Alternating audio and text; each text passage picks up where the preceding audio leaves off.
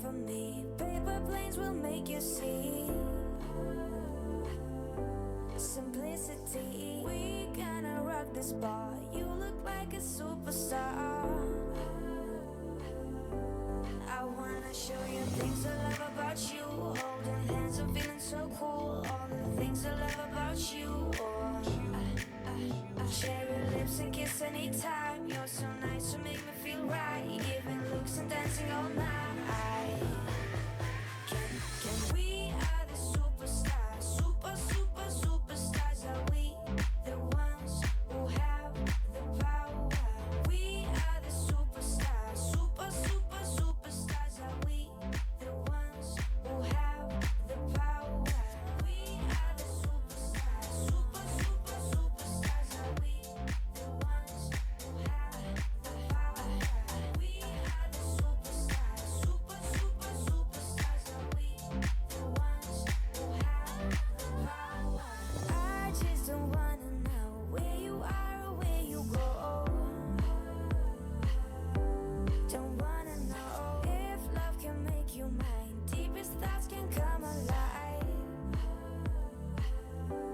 I wanna show you things I love about you. Holding hands and feeling so cool. All the things I love about you. Cherry lips and kiss anytime. You're so nice to make me feel right. Giving looks and dancing all night.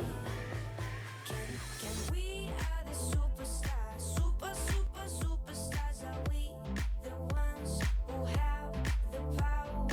We are the superstars. Superstars. Are we the ones who have the power? We are the superstars. Superstars. Are we the ones who have the power? We are the superstars. Superstars. Are we the ones who have the power?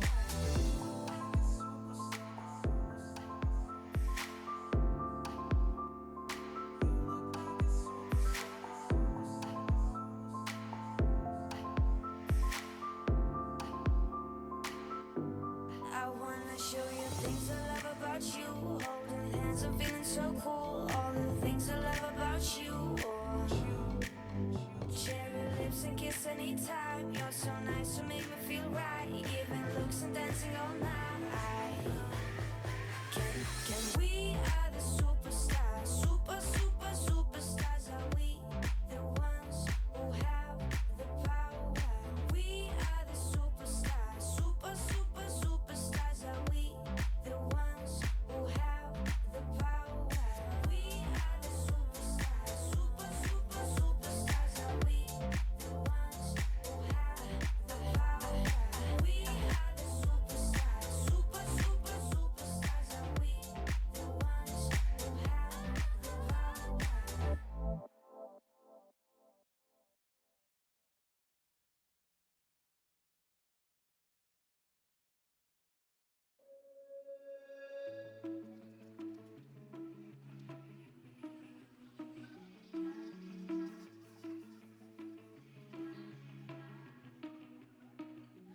I've been on my way now.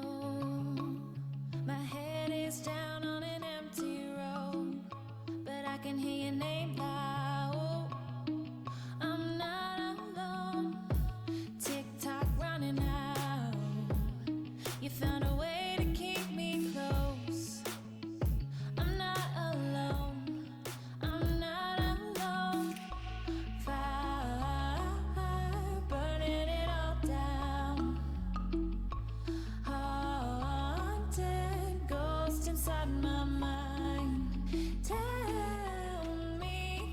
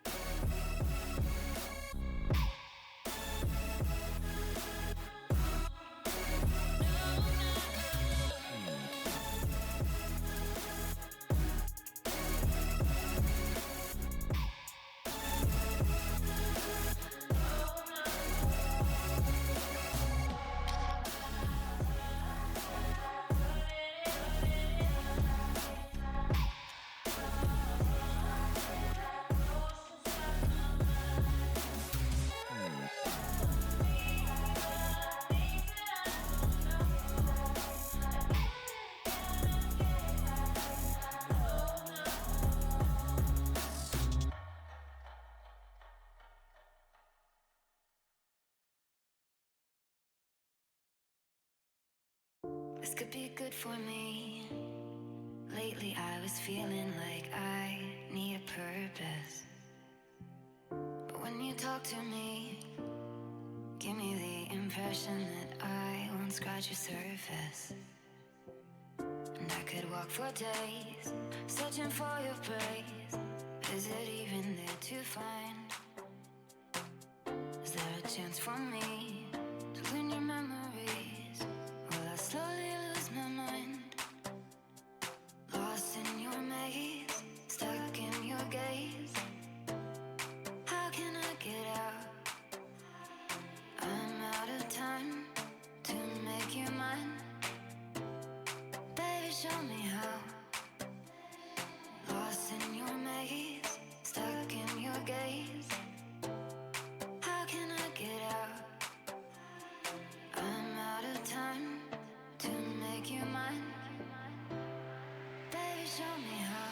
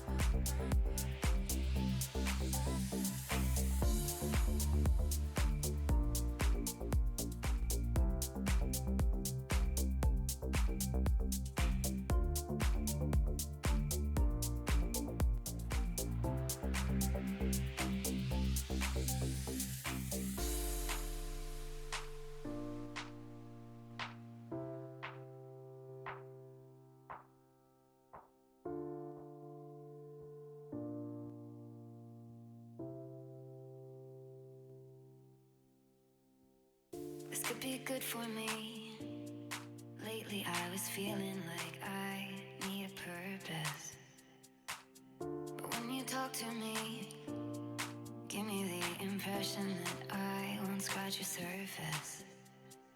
And I could walk for days, searching for your praise. Is it even there to find? Is there a chance for me to win your memories? Will I slowly lose my mind? Lost in your maze, stuck in your gaze. How can I get out? I'm out of time to make you mine. Baby, show me how.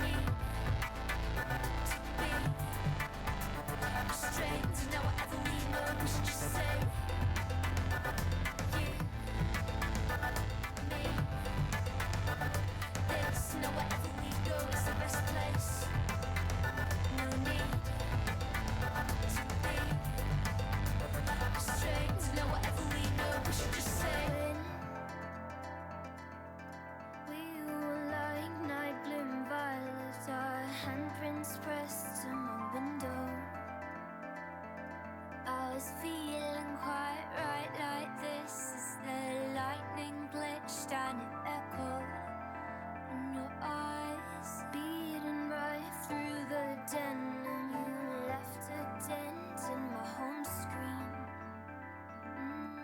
We're in so far, but we need it. You know I'd bite my hair as I tried to justify. You know we got this. You, me, this. Now wherever we go is the best place. No need to be straight. Now whatever we know, we should just say. You, me, this. Now wherever we go is the best place. No need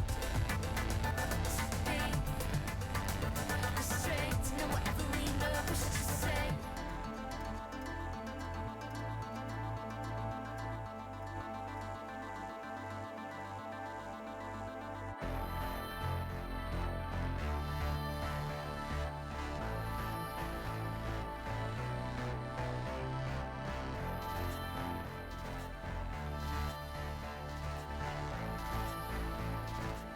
No hesitation at the traffic lights. Beneath the black and white windscreen, we drive. I think they caught it on camera. Can't help but feel it again. It's just a necessary price you pay if you listen to your instincts. I don't wanna cast it in concrete. And then it hits me again.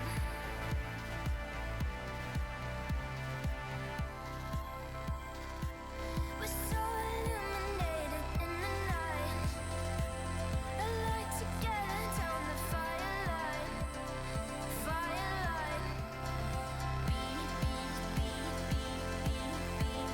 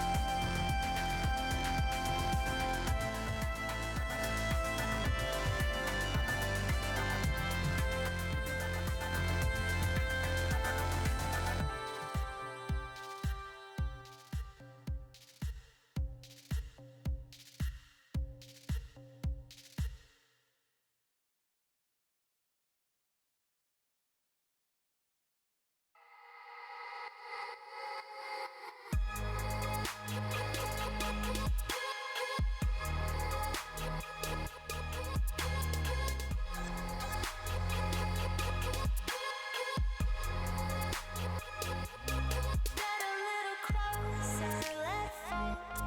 Cut open my sternum and poke my little ribs around you. The walls of me be under you. I'll cut the soft pockets, let bleed over the rocky cliffs that you lead. To peer over and not forget what feet are. Splitting threads of thunder over me.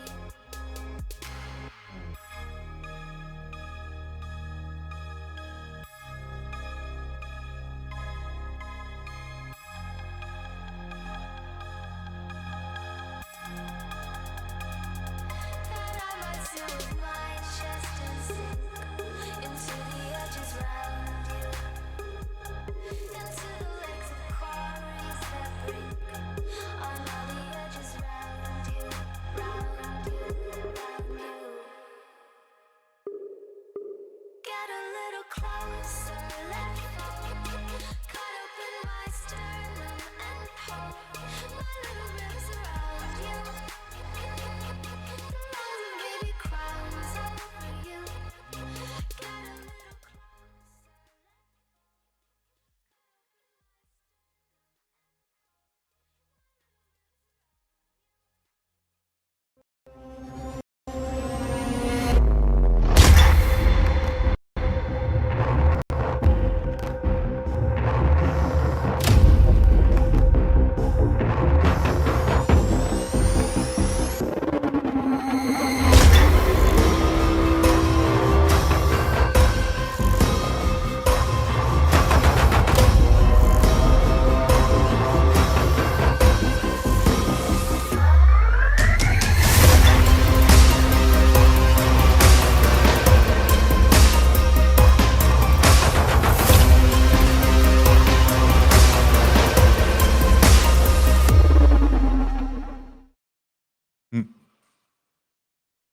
Welcome in, everyone. It's time to get into an invitational. It is roller champion centric. It's the RC six-man season 6 invitational featuring a heck ton of awesome players. And of course, your boys are going to be bringing it to you live and loud. I'm Hale Monkey Man in the booth right now alongside the greatest GOAT that's ever been. It's going to be Chamaco. My man, it is a Saturday afternoon. Did you get to see your early morning cartoons? How you feeling?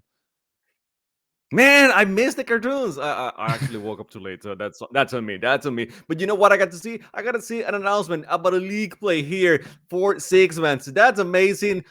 $1,250. Not the wheels, guys. Not the wheels. I see you in the chat. Okay, I'm watching right now. It's not wheels. It is dollars or money, currency, something. EU or it's probably dollars. So, but whatever. It's gonna be great. 10 teams. I thought it was gonna be like 6 or something like that, but no, full on 10 teams. That's big. Yeah, that's super cool to be able to see everyone that's still grinding it out here on the RC6 side. And of course, being able to get that kind of prize pool and of course, just being able to get everyone together. I love seeing stuff like that. And, they didn't have to put me boomer dancing in the background to make an announcement. So, that's already hype production right there. But we do invite you guys now as we go into what is our invitational process. So, Chamaco, we're going to be seeing some teams getting built. And of course, we're going to be seeing the rest of these squads getting put together. But I do like that we get to see that on the table as a big league, and I can't wait to be able to see it. But how do you feel about, I guess, kind of just the players we have at hand today? 4 big teams yet to be made. Yeah, for big teams. We were talking about Lowai, how he was a first timer last invitational, and right now he is the first captain to be picking here, making the choices, right? So I mean, we got to talk about the possible picks for him because he has been on a roll lately.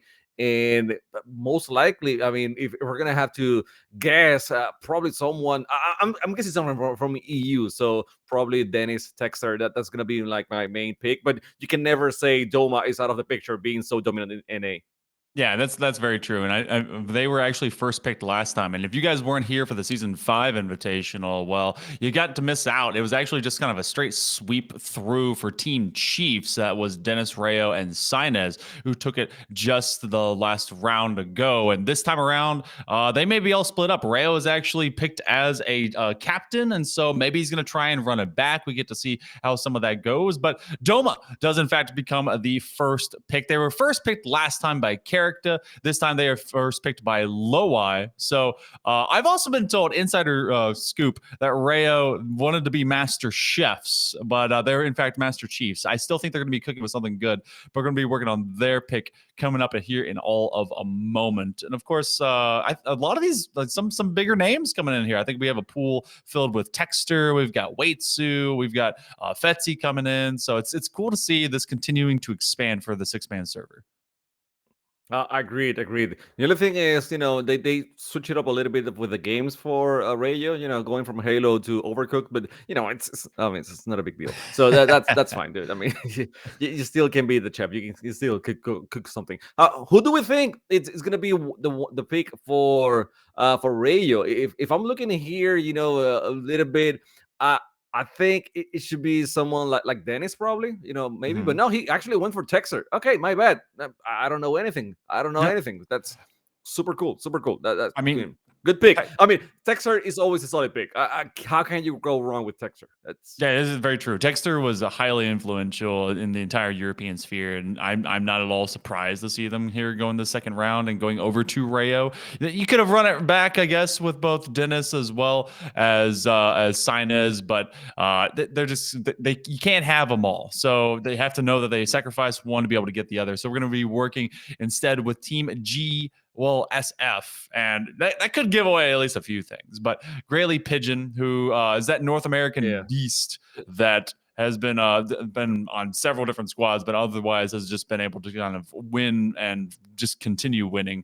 But I think we all know who they're going to be going with. And yes, there it is, posted up. Sinez. They had to pick him, right? Yeah, it's kind of an obvious pick. But by the way, Reggio and Tex are both Italians, if I'm not mistaken, if my notes start being right. So yeah, that kind of makes sense as well. So maybe you don't Mhm. have that language there. And Waitsu decides to go with Dennis, one of the players that a a lot of people have a lot of hype behind him as well.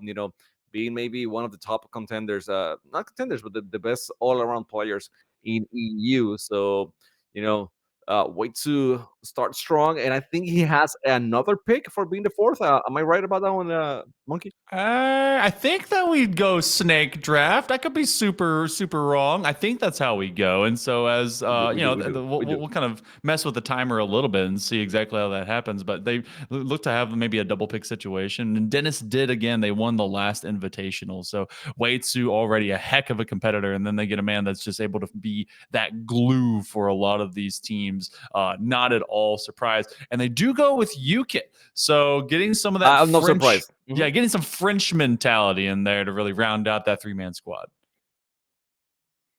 Yeah, so Wetsu, it's Belgian himself, but Ukit, as you mentioned, French, and Dennis is from Romania. So all over the place in EU. We shall see.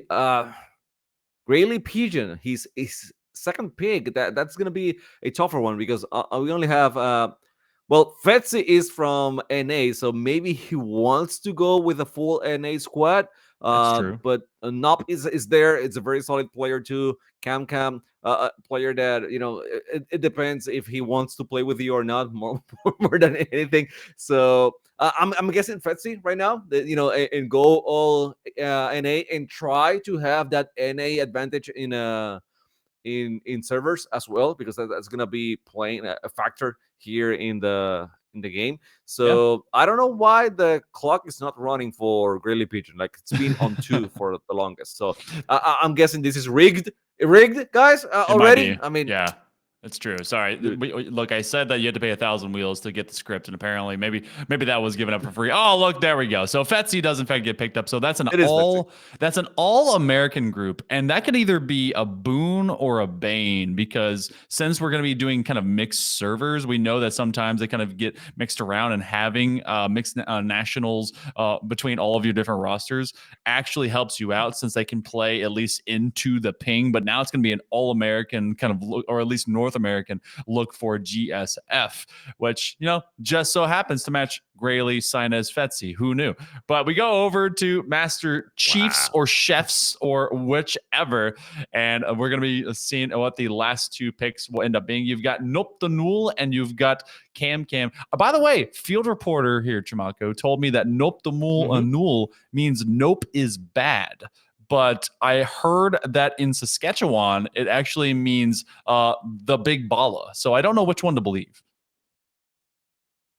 Definitely the Saskatchewan, Yeah, right? definitely. Yeah, it's got to be. Definitely. It can't be Yeah, the first one. of Not at all. course. Yeah, Mm-hmm. no. Mm-hmm. Yeah. Mm-hmm. No. Yeah, Noptanul actually a Personally, common it's surname in Saskatchewan. So there you go. Nuptanul does get picked for the Master Chiefs and Chefs, or whatever they're cooking up over there, which means Cam is going to go over to Team Lag with Loi and Doma. So there's your four squads. And I need to know, okay, Mhm. because I touched on it before. How do you feel about an all North American grouping for GSF into this pretty EU or like even an Amina dominant pool? Can they handle just at least a ping diff and also be able to be like impactful? I think if they get lucky and the server decides to go into NA, they're gonna have a big advantage. However, if they don't, then thank you, goodbye, next. That's just gonna be it. I'm sorry, guys. I'm sorry.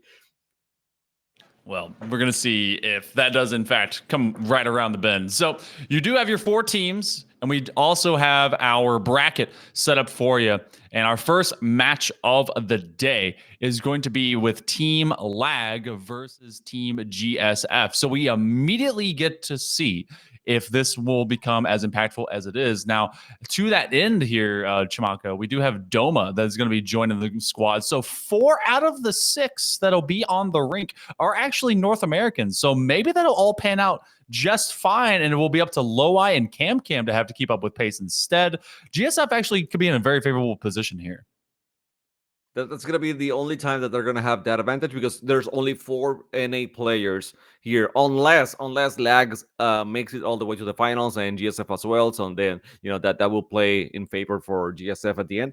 But we're gonna transition now to the lobby, and I think it's gonna be Stealth Ninja who's gonna be casting this one with you, Hale, if I'm not Yes. mistaken.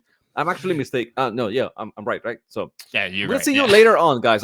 You're not out of me, okay? You're not getting rid of me that easily. I'm gonna be back, but Stealth, man, show up. Stop being a ninja and show yourself. We'll be back in just a little bit, guys, as the Invitational will be kicking off with Lag versus GSF. You don't want to miss it. We'll be back in just a moment.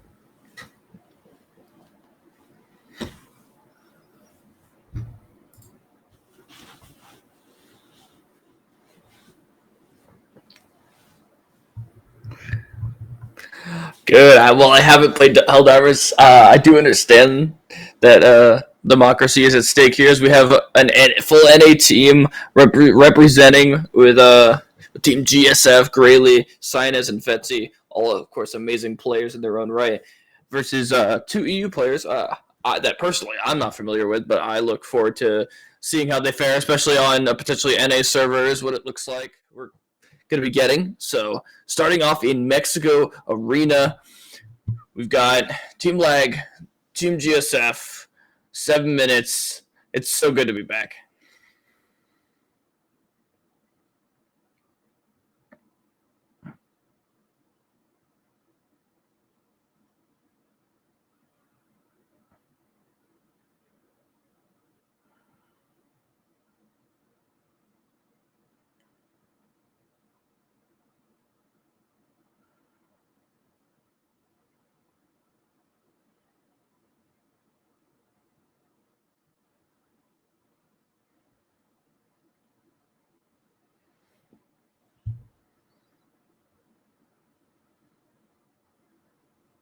Oh yeah, Doma has been nothing short of incredible his whole World Champions career.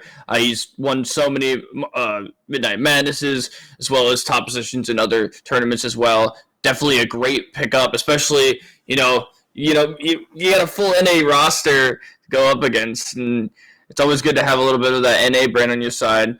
Hopefully, no maybe comms issues in terms of language barriers. You never know when you have an NA player on EU team, but a missed 5-pointer opportunity right off the bat. A great deny from GSF. Looked like really stuffed there, but a quick start though, as we see Team Lag in the first minute already a 5-point attempt.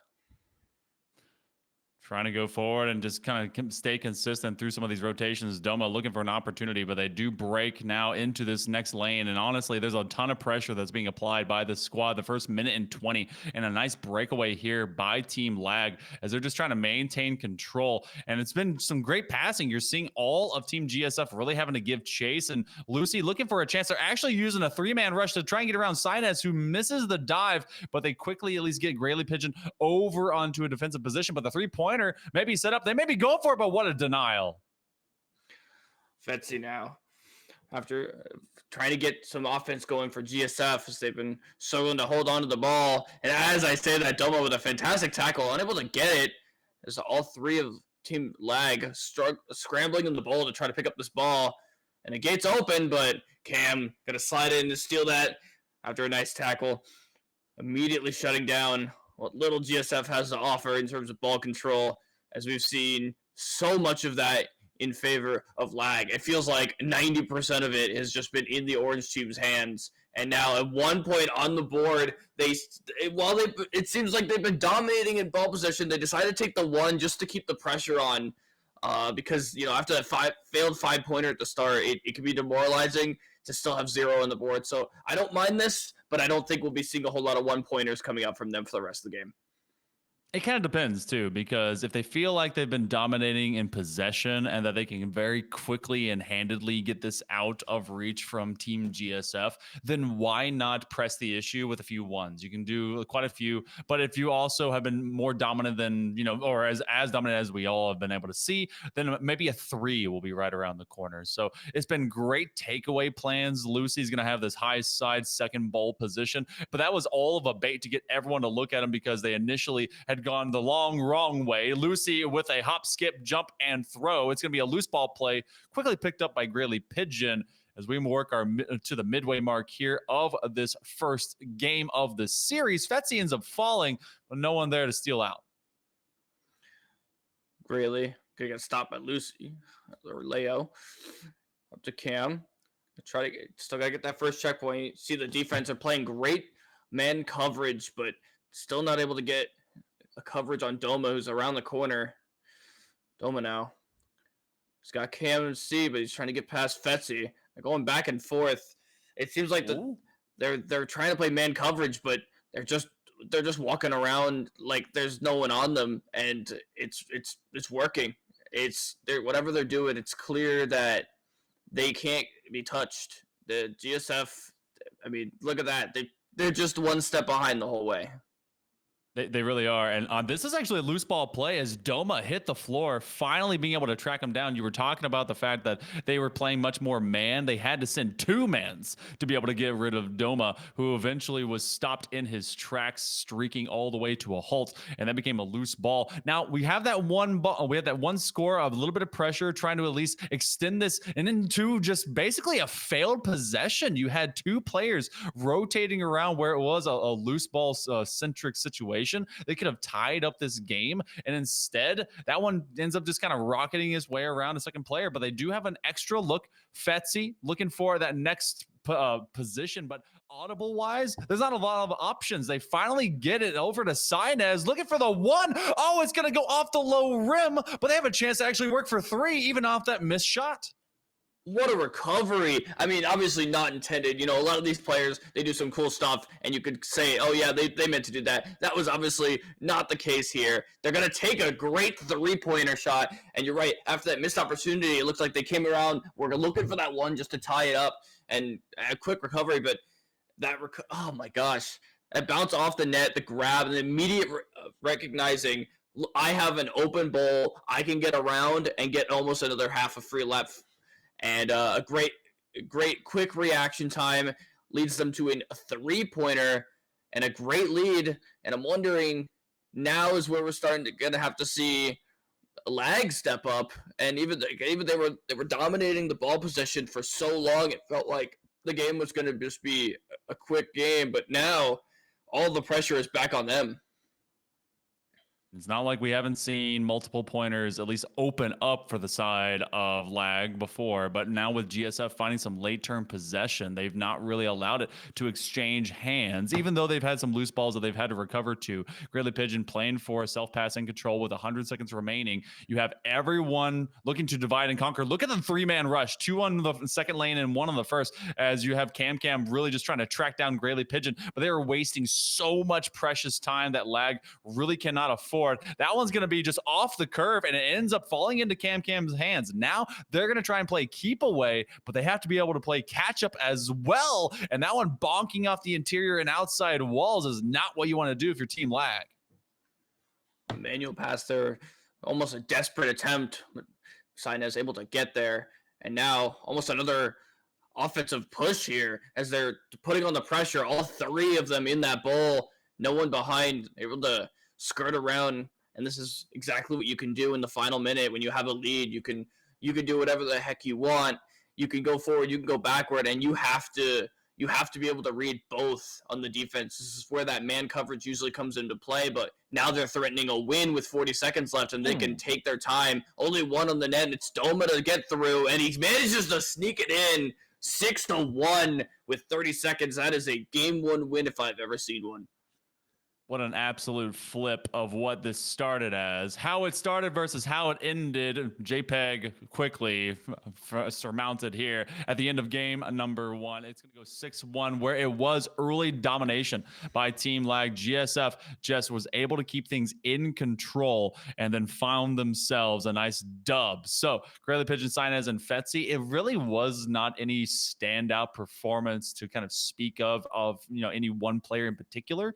It really felt like a total composite between all of them, but ultimately that was just really kind of essential gameplay out of them. You're saying it kind of moved away from the on-man type positions, but there was a couple times they also let things kind of get away from them, and they were just able to catch up. Yeah, it was so interesting to see the beginning of this match start so dominant for one team and being Lag. So much ball possession. Literally the first minute, we had a 5-point attempt from them, saved by none other than Greatly, the captain of this team. And then it felt like after that, it's like, okay, we're gonna see multiple laps completed. We're gonna see a 3, maybe another 5-point attempt. But then all of a sudden, it felt like about halfway through that game, after that 1-pointer, everything started shifting in favor of GSF. They're like, okay, they settled for the 1. Now we can start to play confident because we know we need more than 1. And they figured something out on an offense that just worked so well. And it worked twice. They got back-to-back 3-pointers and a well-played final minute to end that game. And now we're in Zen Temple, where now the backs against the wall are on team lag as they need to come back here. Coolest thing though, I think that's happening right now. We have one of our awesome, our techs in the background that's also keeping track of stats. 2 shots, 2 goals, a save, and a tackle for Sainez in that previous game for Team GSF. So obviously, majorly impactful, especially as they get this steal right here, almost as if it was really just kind of keyed up. Grayley Pigeon didn't want him to have the one. They want to get the shot in the early goal. Got to keep that early pressure. It was less than a half minute here, Stealth, as they're going to take that 1-pointer just to put them in their place. You were saying Sinus with both goals last game, and honestly, it should have been a Sinus goal this game. Grayley kind of saved it on his own teammate there, but a goal nonetheless. Can't be too mad. Maybe Sinus a little bit of laughter, a little salt, but at the end of the day, when your team scores, when you're trying to score a 1-pointer, you can't really be too mad. But another, we'll call it an assist for Sinus, and his Sinus now walking around with the ball. Doesn't have his teammates. They're getting tackled. He's playing it nice and slow. The tackle on the other side of the field doesn't really help them too much on team lag. Is now Grayley again getting tackled. Now they're starting to get aggressive on the defense. They're trying to just get those tackles, trying to prevent them from passing, but they're just walking the ball around like there's no one on them. What happened to the man coverage that we were looking at before? I mean, Doma is trying to turn it into man coverage, and Fetzy just comes up with the ball. Doma, a 3rd tackle in a row, and that does become a denial. But it was my man quickly windmill kicking anyone in his way. I think he put a skate on every player on Team GSF. And still, they're able to maintain at least tight possession for a second. We have not seen Team Lag be able to really extend beyond this position. And it's something that they really need to come down to. They need to separate from Team GSF because honestly, they have been able to play much closer man than they have. Big steals. This is going to be the full reset department as they have to fight around this first ball all over again. But Doma at this point in time has racked up 5 tackles. That's huge. That's keeping this Team Lag in this series and in this game. Yeah, as you said, separate is the key word. There was a mosh pit of just constant tackles. There had to be a dozen tackles in a matter of like 10 seconds, which you'd think is impossible, but it was just an absolute mosh pit. And we've seen stages of this game where that's all that happens, and it can be fun to watch, but thankfully I remember Grayley managed to walk away with the ball and reset, and now we're seeing a little bit more of the normal world champions, people a little bit more spread out. We're going to see a spare opening up a lot of room, a great double tackle there. And it's going to open up a free lane, a 3-point opportunity. But immediately tackled by Grayley. It looks like he couldn't decide whether he wanted to shoot or keep going. If he kept going, he might have been okay, but he turned around right into Grayley and a missed opportunity to take a lead. And now Team GSF has all the momentum. Yeah, that was one of those positions where you think that you can juke out your opponent and that they would just go streaking by you as you cut back to maybe look at the net. And instead, they were just reading you the whole time and they're reacting almost immediately. We basically call that quarterback shadowing whenever you play into football. And so they're using some of those same things here, looking for the drop down, kind of a trampoline type of pass. Sainez with the dodge, and somehow Doma just goes rocketing over him, and that'll become a shot opportunity that Sainez will not overlook. So a second 1-pointer here, Stealth Ninja. And this one, it felt like it should have gotten taken out, but they expected Sainez to actually come up a bit faster, and they just did not read the timing. Panic on both sides. Sainez dive dodging twice in a row, and even after one, usually you see the enemy team take advantage, but then it's after the second one, the tackle goes right over him. An unfortunate mistake there from Doma allows Sainez to just get up and throw it in by himself. A great play, though more of a mistake, I would argue, on the side of Team Lag, where they were just unable to capitalize on what was clearly a rough situation for Sainez, which ended up turning into a goal. So, I mean, props to Sainez for what I hope was keeping us cool and just hoping that he wasn't getting tackled and still making the shot after all that. But at the same time, Lag recovering the ball is definitely their biggest weakness here. There is so much tackle, so much balls being loose, and they're just not ending up in their hands.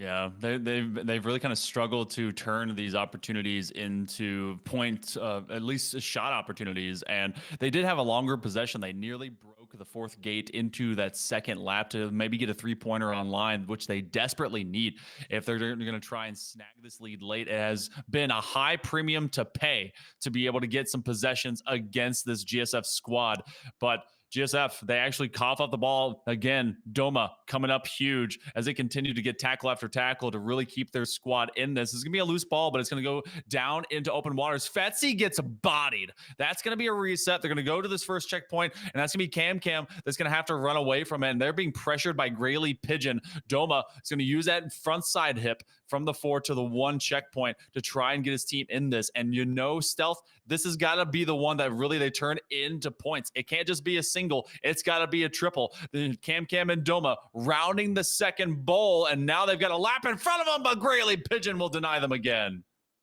Over and over this game, it has been Grayley. They're waiting for them in that final stretch before the net, getting 2 denied tackles and recoveries this game, and also other tackles that have been pivotal to denying team lag. Grayley absolutely shining in terms of tackles and positioning on the defense that have just absolutely shut out team lag. Now they have the opportunity for the 1, and I'm looking at Grayley Pigeon, and none other than him almost gets him. Sainez able to capitalize on the pressure that made him basically stand still by the net.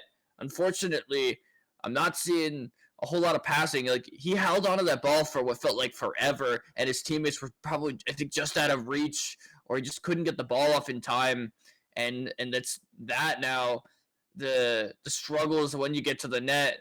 Right here, you can see GSF no problem, even though it was a little messy. The pass is coming out. They're able to move the ball around much better, and now an opportunity to repeat last game to finish this game off with only 34 seconds left. Let's see if they go for the exact same time on the clock. They have to go right now. He goes for it. He wanted it. Unfortunately, a little bit of a panic shot, I think, from Sainez to try to repeat last game. But 24 seconds, it's going to be tough to – this is the last chance. Last chance, last gasp, last looks, as you do have a desperate moment here for Team Lag. It very well may be in their name, it may be true, but they got to trust in Doma, who's been able to keep this team at least on their feet while he's been knocking others over. That's going to be over to Lucy, and they're going to have at least one big push. They're going to be able to get a throw, but they have to get 3, and that's going to have to be a steal here in late term overtime. He's got 2 options, Doma and Cam, but sadly they're both in the same spot. Cam gets put down, and so does Lucy. What a tackle, and that's a takeaway right there as you see it go 2-0 for the side of GSF. Good defense. Grayley Pigeon, Sainez, and Fetzy will be moving on into the upper bracket final as they're going to send Team Lag down to lowers. Brilliant play by them. You could tell Sainez, personally, I think it was offensive MVP, and Grayley the defensive MVP. It just felt like every time the goal was happening for GSF, it was Sainez or one way or another. And anytime Lag were trying to get something going, we're about to score or about to try to go for another lap, Grayley was there to stop them. And Fetzy, a great passing in between in terms of getting the ball moving around, an excellent team call. And well done by Grayley to pick those team members. And I'm looking forward to seeing what GSF can pull off. They're looking pretty good. Yeah, looking pretty decent, but we're going to see how that all goes, and a massive amount of possession. Also, shout out over to Sainez, who really did a lot of work for GSF. Had 4 shots with 3 goals and 5 big tackles. Got to give a ton of, expertise as well as love over to Doma to keep Team Lag in it with 8 total tackles across those 2 different games, and that is very difficult to do. Had kind of a triple stomp at one point that really kind of kept that team in minutes. And also, again, shout out to Zan that's bringing as many of these stats to us live as we possibly can find. But we're going to be seeing another matchup here in just a moment. We're going to take a short break, and it's actually going to be Stealth and Chamako that'll be guiding you that way, as we're going to have Team Master Chiefs / Chefs, whichever, versus Team Gentle. You don't want to miss it. We'll be back in just a moment.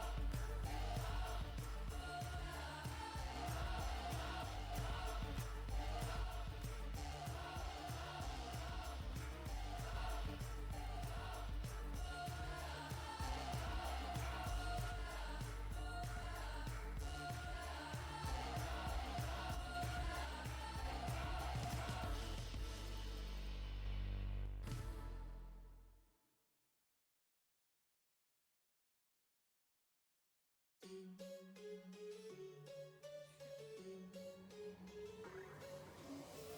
tell your girl she's a mud. Piece of me, pride, half blood. Could I live a corner of a block? We be rolling deep, roll up. Getting litty, pounding sake, yellow kitty, eating pocky boss, bitch, hella cocky, that's what's up. I'm in Cali making noise on Sotel with the boys, looking hella fresh, Kyoto, I'm the plug. Latin ladies on me like Somali on tamales, all the senoritas always show me love. Got a fine Russian model, taking vodka from the bottle, Sasha, she don't need no chaser in a cup. It's a new world. All the bad boys and the rude girls. It's a new world. Yeah, we coming up. We coming up. Hey, we don't wanna, we just wanna live. I'm about to come on with the click. It's a new world. Yeah, we coming up. Yeah, we coming up.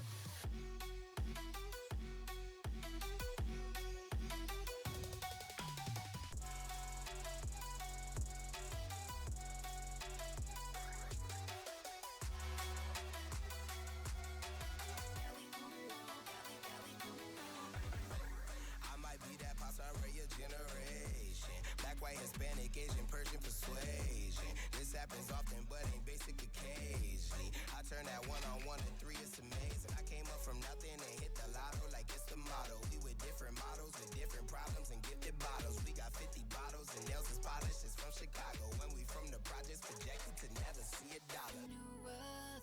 New world. All the bad boys and the rude girls. It's a new world.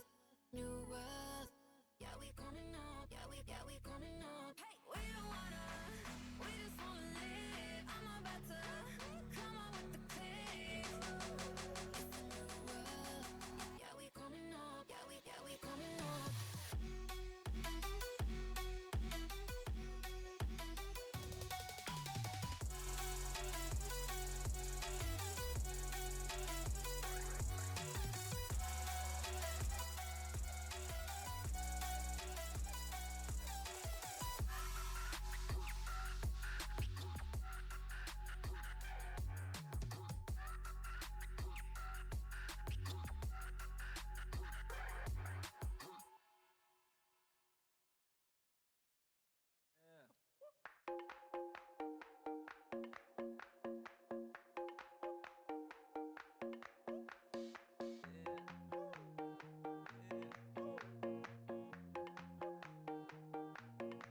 I feel fantastic because I'm classy.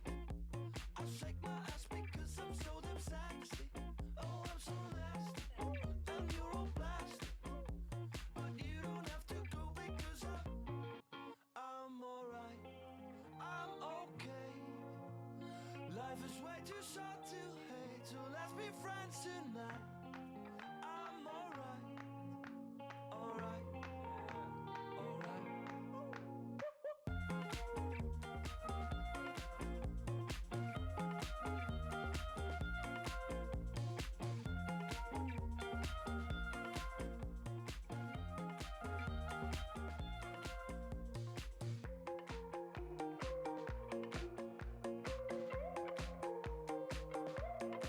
My life's bombastic, I feel orgasmic.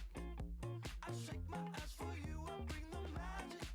Oh, I'm so nasty, you're all romantic. But you don't have to go because I'm alright, I'm okay. Life is way too short to hate, so let's be friends tonight. I'm alright, alright, alright.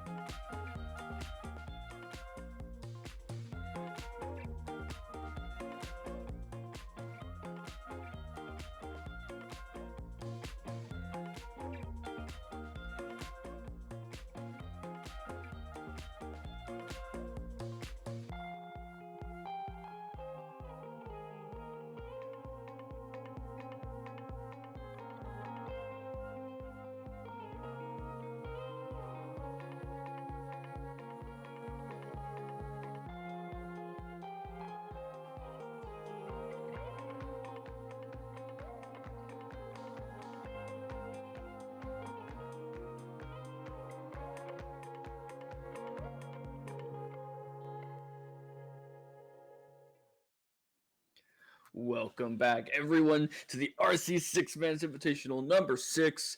I'm Stealth Ninja, and after watching that previous match, I'm super excited. So I brought on another super exciting caster, Chamako. How you doing, my guy? Man, so good to be here. So we had the master chefs with the chiefs, but chefs against the gentle. So we got the round ready to go. It's gonna be an upper bracket match. It's the first match for both of these teams, and they already have their opponents waiting for them for whoever wins, because we just saw Team GSF represent NA very well on their first matchup. They won 2-0, and actually only got scored once. I think it was a 1 point for the opponent team, right? Team lag. So very dominant win for GSF. But now let's see how Master Chef and Team Gentle can do against each other. Yeah, absolutely. We got a lot more EU players in this matchup. Last matchup, we had 4 out of 6 NA players. I believe we have all EU players, if I'm not mistaken. We're pretty close to it. So we're now looking at Mexico Arena to represent NA, but we have all these EU players ready to battle it out. Of course, we've got EU server, so no lag involved, unlike Team Lag might have experienced. And here we go. Rayo, Noctesnal, and Texter with Master Chiefs or Chefs. I think they wanted to be Master Chefs, but they spelled it wrong from what I understand. And then we have, of course, Wetsu, Ukit, and Dennis. All great players, of course, as well in their own right. But, of course, we have the previous winner, Rayo, on Master Chiefs. So we'll have to see how well he can hold up as a previous winner, see if he can keep that streak alive. You had that Italian connection there with the Rayo and with Texter. I don't know if it wants to be Rayo, right? Like I feel like it's gonna be more Latin sounding Rayo than Rayo. But I mean, up to him, whatever he wants, and that's fine. And then Nop also with them on the team, and that one missed. That pass was bad, and the way to was able to catch it. So all of a sudden, Gentle now with the charge moving forward. I like that they're taking their time, but that pass was, I mean, read from a century ago. You know, Texter had the book and he was just waiting for it. And the passing plays, I mean, we don't see that many tackles right now, but they are connecting, intercepting every single pass before it actually makes connection with the catcher. Catcher is the word. I think so. Yeah. It's been constantly the ball has constantly been moving around the ring, but it's been swapping teams every half a lap because of these incredible interceptions. I mean, the first one I was just like, I was in awe, like, oh my gosh, just it looked like it was nothing. It was, but these interceptions are 90% of the time at least very much planned, just great positioning. But and then Texter right back at Wetsu stole his ball, and now we're just back and forth. Now we have an opportunity for Master Chiefs. Unlikely to go for more, but unfortunately don't have the opportunity as Wetsu is going to take this for Gentle. Now, gonna have UK in the bowl. He's gonna get tackled before he gets a choice of who to give it to. And now, Master Chief's gonna start maybe another offensive push here. Texter up to Rayo or Rayo. I don't know. Don't quote me on that. Okay, that's fine. That was just me rambling a little bit. So keep going with the Rayo. Rayo's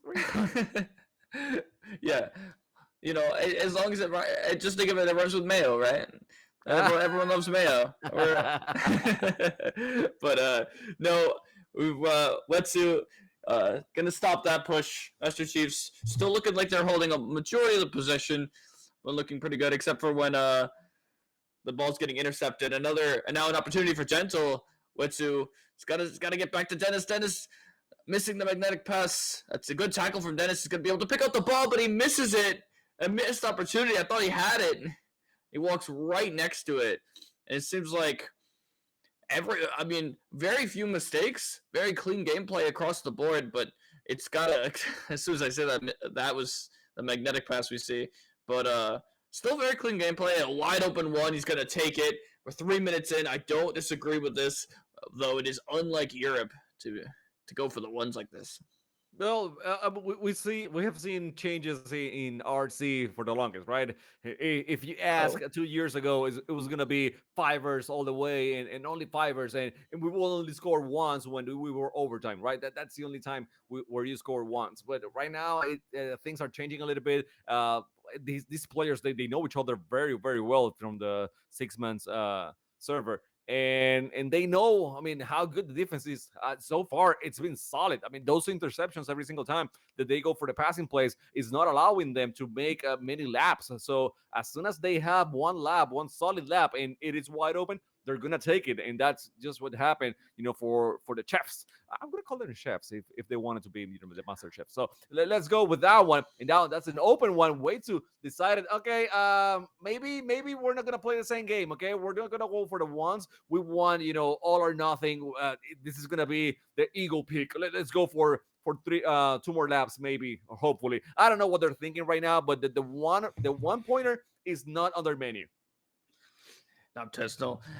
Not wanting any of it. You could see all three members of Master Chefs hugging that bull, not letting anyone through. And before they could even get a chance to make a decision, Tesno comes out, tackles him, ends that opportunity.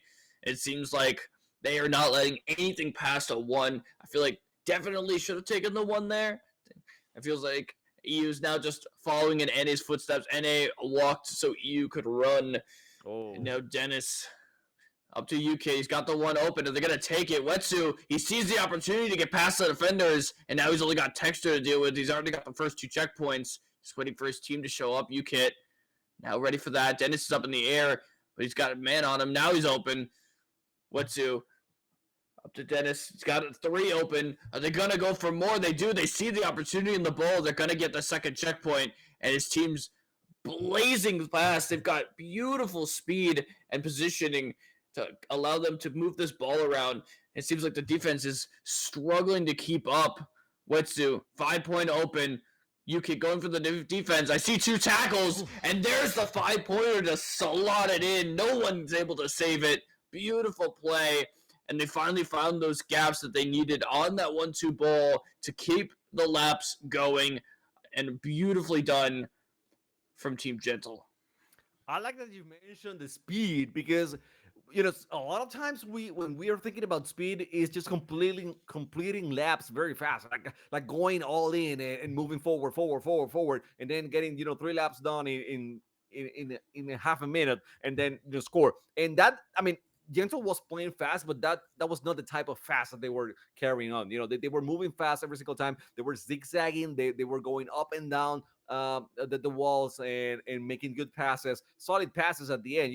You saw on that last round that the passing, their defense could not ever be on top of the ball, like 2 or 3 people checking on the passes. They only had one person being able to catch on the ball and then try to pass. That was the speed that you were talking about. They were setting up offensively in a way that they will scatter the defense. And also, when they had the chance to actually go for the fiver, there were not that many defenders on the up high, because they were hesitant. They didn't know when Gentle were going to shoot, or how fast they were going to take action into shooting into the donut. So very good, very fast, as you mentioned, but very creative at the same time, and very aware of the surroundings. So first match for Gentle, I'm super impressed by how they switch it up from not being able to make the passing plays, not being able to move through and get laps, to completing 3 laps and then getting the shot and finishing the game.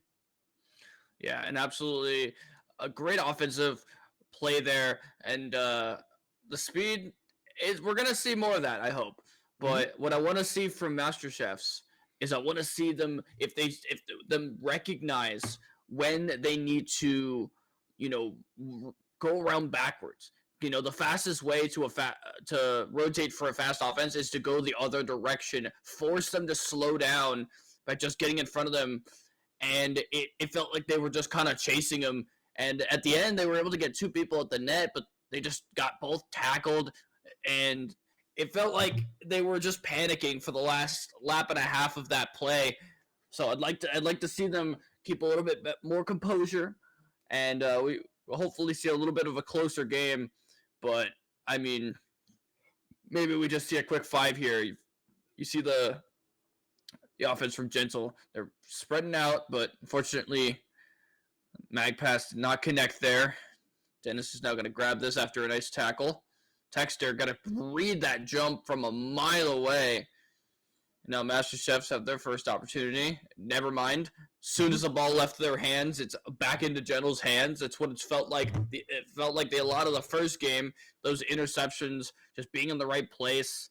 These guys absolutely can read each other, like you said. These are people who play with each other all the time in six mans against each other, with each other. They know how to get in each other's heads. That's a lot of what this game is. It's just those mind games. Like right here, you see Dennis. He could have gone down, but that he knew where to be to dodge the defender. He went up the wall, and now UKIP's going to try to get a lap started for Team Gentle as already 2 minutes in and not a whole lot going on. I love UKID's ball handling. The way that he's moving around, it's been very tough for Master Chefs to actually get a hit on him. The way that he's been that he has lost the ball is most of the time just going for the pass. He goes over the pass and then he gets intercepted. But his ball movement itself, when he's carrying the ball, it's great. He's fast. He's high. I mean, he can get a lot of height of the wall, and he is very deceiving on when he's coming down on the wall. Like sometimes you think, okay, maybe it's time that he goes down. No, he stays up and he finds ways to move around with nothing. That's gonna be an open one pointer, and no, you can decide, okay, no, let's not do it. Let's continue with the action here. Let's move around, and Gentle just trying going for the same strategy that they had before. Keep moving fast, keep doing good passing plays. Now faking that shot, actually not faking it. They went for the shot eventually, but I thought they were going for the fiver instead of the 3-pointer. But no, wait till decide this time around. Okay, let's go with the 3-pointer. We're gonna be on the lead and force them to do something stupid. So yeah, 3-pointer it is. Yeah, I don't disagree with this. I like the three. I've always liked the three. I've always been an advocate for it, especially this late in the game. If it's the first minute or two, as we've seen in the past, teams will throw everything to the wind. They'll try to go for everything, throw it all, put it all down on the floor or whatever. And but now a little bit later in the game, they saw the opportunity. One defender got the tackle, turned around and shot, nice and easy. They maybe could have gotten a little bit more. They could have gone to that second, third checkpoint, but both the other defenders were at that fourth checkpoint and could have easily rotated around and made it very difficult for them. But 3-0 scoreline for Gentle. An opportunity here now to end the game and the series. So we've only got a best of 3. They're already up 1-0. UKIT. I got Wetsu high on the wall. They've already got a first lap basically completed. There's the tackle to open that up. They got a one opportunity, but they want to end this. A great tackle from Texter, but no one's there to recover. Now, very slow ball pace. They're going to try to take the one off the rip. A great, quick reaction decision. Just barely doesn't make it in. And, props to him for recognizing, hey, I've got no speed. I've got no teammates. All 3 defenders are right next to me. I'm going to take this quick shot. But unfortunately, just barely bounces out. Yeah, I thought it was a red idea as well. Everyone had already rotated into defending the straightaway instead of defending the donut. So it was open, but, they missed. So now opportunity here for the Master Chiefs. They're going for the one? That's interesting. That's super interesting. So to go for the one. I don't know what they're thinking right now. Maybe they get confused and they thought they had another lap. I don't think so. I think they know exactly that they were going for the one. But why? Why in this situation that they're going for a one? That's going to be my big question, and I would like someone that knows the game better than me to actually answer me that. Maybe now they go for the 3-pointer and they have the lead, but I don't know. I don't know what's going on because I mean, Texter shot on the net, but he was wide open. He could keep going and probably get some more checkpoints. So I don't know. I mean, if you have any theories, be my guest. Well, after looking closely at it, I actually noticed something. The shot was actually a magnetic pass to his teammate who just happened to be on the other side of the net. So I think they were trying to keep it going, Gotcha. and he fell down behind the net, and it ended up just magneting into the net. Don't think that was intentional. I don't think anyone was expecting it to go in. But it just kind of did. Sometimes it happens. I'm waiting for that moment where someone's zooming towards the net, they get tackled, and the ball flies in the net. That's going to be hilarious. I'm sure it's happened multiple times. I don't think I've seen it on stream, but, it'd be pretty funny. especially if it's in a Watch out situation now, like watch that out where now. you're down 3-0 and Still. they need more than one. But right here, Dennis, opportunity to end the game. Minute and a half left. They can take their time. They're going for the tackles, and they're just going up like popcorn, one at a time, little jumping beans. And Wetsu takes a shot. Noptes is down. He had an opportunity. He wanted to take his time. They want to make a for sure shot. They're taking the time. They're all jumping up. Rayo comes out of net. Now is only two, and there it is. That's it. Great patience from Wade. As soon as Rayo came out of the net, he knew he had only two more defenders, and it was his time. So he went for it. I thought that there was one of the players from Gentle that was going pencil diving into the net. So I was expecting a magnetic pass at that moment, just to get crazy, but it didn't happen. It didn't happen. Anyways, waited for the right moment to actually get into the action, to make the shot on the net, and they had the win. So we have seen it here. I mean, Gentle with a convincing win, and now they're going to be facing the other side winners, which were GSF. I think that's right. GSF was the winners. So yes, I mean we got our upper finals ready for the next matchup, and we're gonna have on the bottom of the bracket we're gonna be seeing then Master Chiefs and Team Lag. So that's gonna be it. We're not gonna be watching Team Lag against Master Chiefs. That one's gonna go not on stream, but they're gonna be playing now. So our next match on stream is gonna be GSF and Gentle.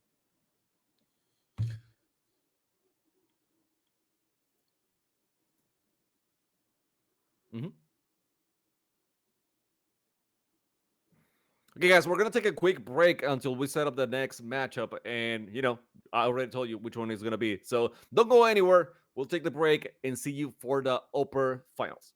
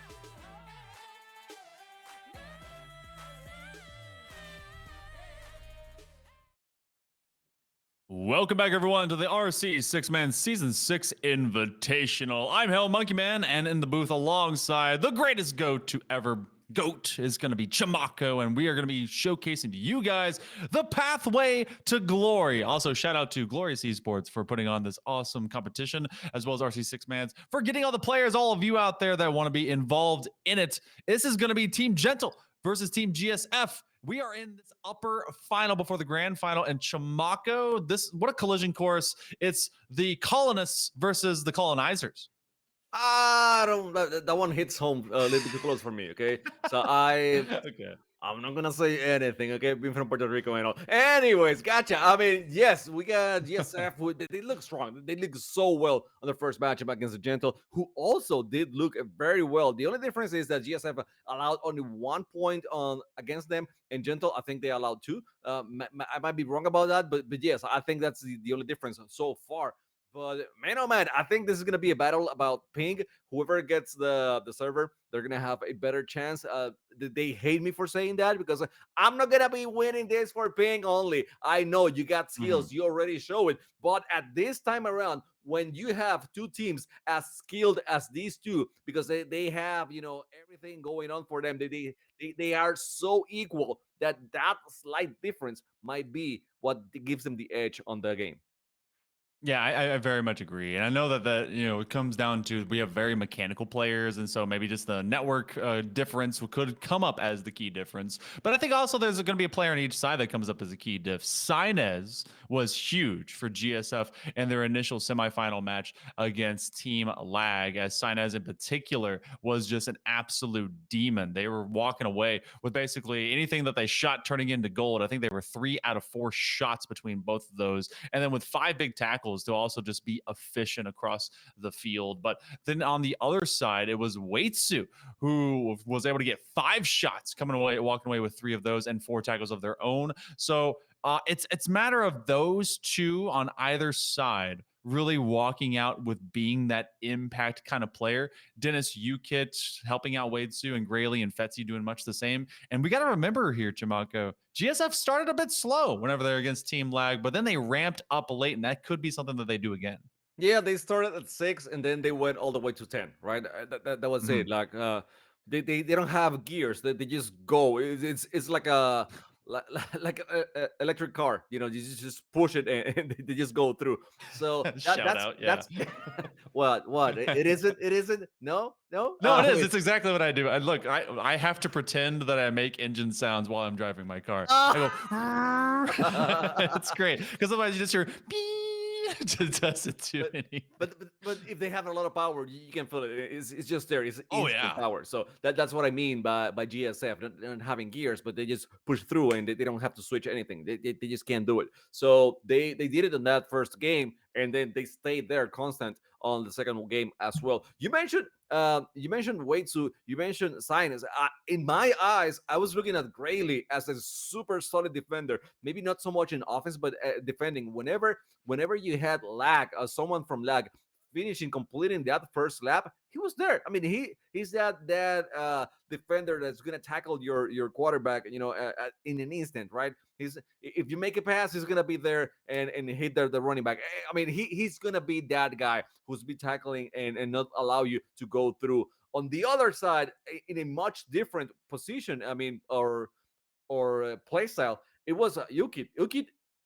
He was moving the ball around so well by himself that it allowed Wade and Dennis to do so much more. I was super impressed by the way that he was flowing. But it was him, and that's it. That's something I wanted Doma to do against Lag, and he wasn't able to do so. I thought that, well, since he's the only player that doesn't have any lag, he should be the one carrying the ball and moving around, but they decided not to do so. Uki was great at doing that, and I think that was a lot of the reason why Gentle looked so dominant. Yeah, they can hit that, I guess, the flow state, if you will. And so we're going to see if maybe Ukit and as well as Grayley Pigeon do definitely open up avenues, because I remember seeing a lot of Grayley Pigeon doing a lot of that all the same. And I want to see if that continues to be a constant feature, because that's really what opens up opportunities for their main shooters, be it Sinez or be it Waitsu. But we go to game number 1. Remember, this is still best of 3 land before moving into a grand final berth. All you got to win is 2. I say it like that, but it's still a very tough feature to do in the first place. We move over to Mexico. And of course, we move over into our first game of this series.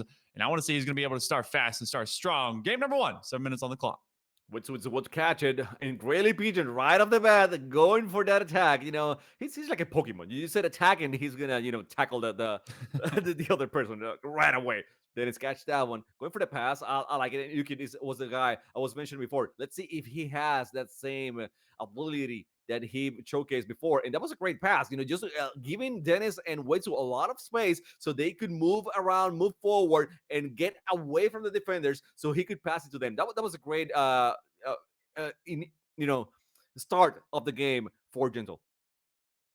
Dennis is also already trying to establish kind of a position right there for Team Gentle as they're going to drop it to the main man and Waitsu. And Waitsu and Grayley Pigeon, 3-pointer already at least unlocked, but it slowed down considerably. I don't know if they accidentally untied their skate, but everything just kind of went to a hobble, and maybe someone needs a walker to go for maybe the early bird special out there. But Sainez walks away with possession right now, and this is something that you obviously want to see happen a lot more often for Team GSF as they now round out and move into the second side lane. And Grayley Pigeon looking for chances to get it between both Fetsy and the game, but they waited way too long on the floor. He fell down and he didn't have anyone to pass it to, so he got tackled on that play. But yeah, you were mentioning Sinus before, how good he was tackling people, and that was the reason why GSF was able to deny that 3-pointer and then control the ball a little bit longer. Now the ball is back on Gentle's hands. They were able to complete 2 laps quite fast, to be honest. And now I think they're going for the same thing, trying to use Ukit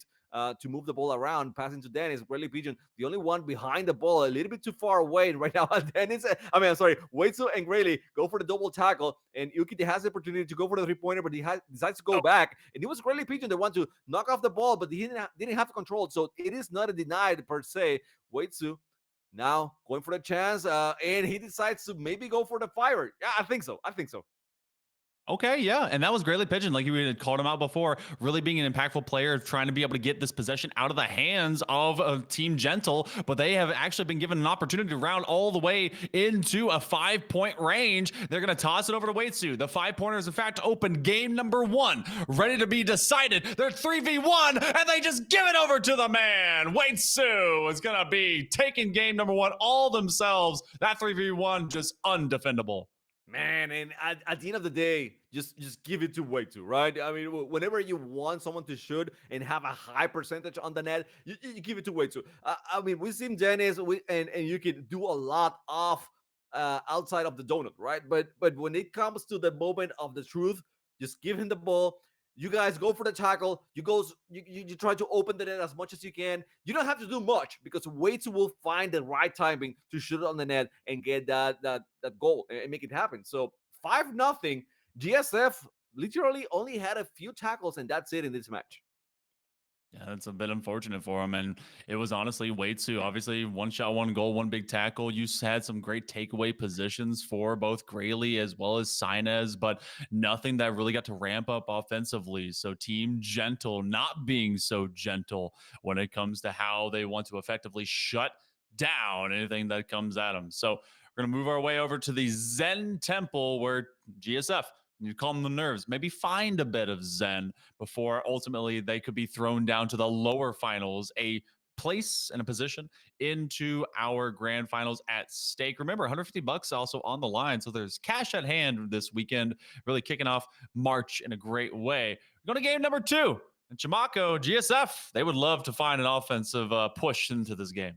Yeah, and the thing is that they actually made contact. They got those tackles. They were able to defend at within some limits, within some range, but they were not able to do anything with that defense. Once they stole the ball and they had the ball in their hands, like nothing. And, they were not able to maybe complete not even 1 lap. I think. I mean, I might be wrong about that one, but I don't think that they completed any laps. If they did, it wasn't. I mean, it didn't last long. So they finally they catch the ball once more. They didn't lose it for good, but they have to start working back again. And now Dennis with a great kick, getting the ball away from GSF, and it's way to add work once more.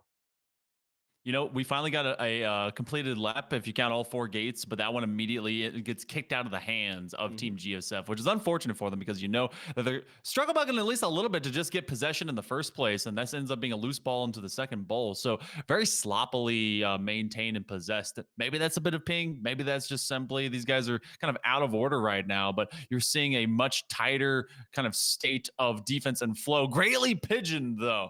You called him out. You know what? I can trust your eyes and I can trust your wisdom, Chimako, to be able to find one of the main players for them as they're able to get that takeaway and they bring it over to Sinez to try and at least get themselves started on what could be a true first lap.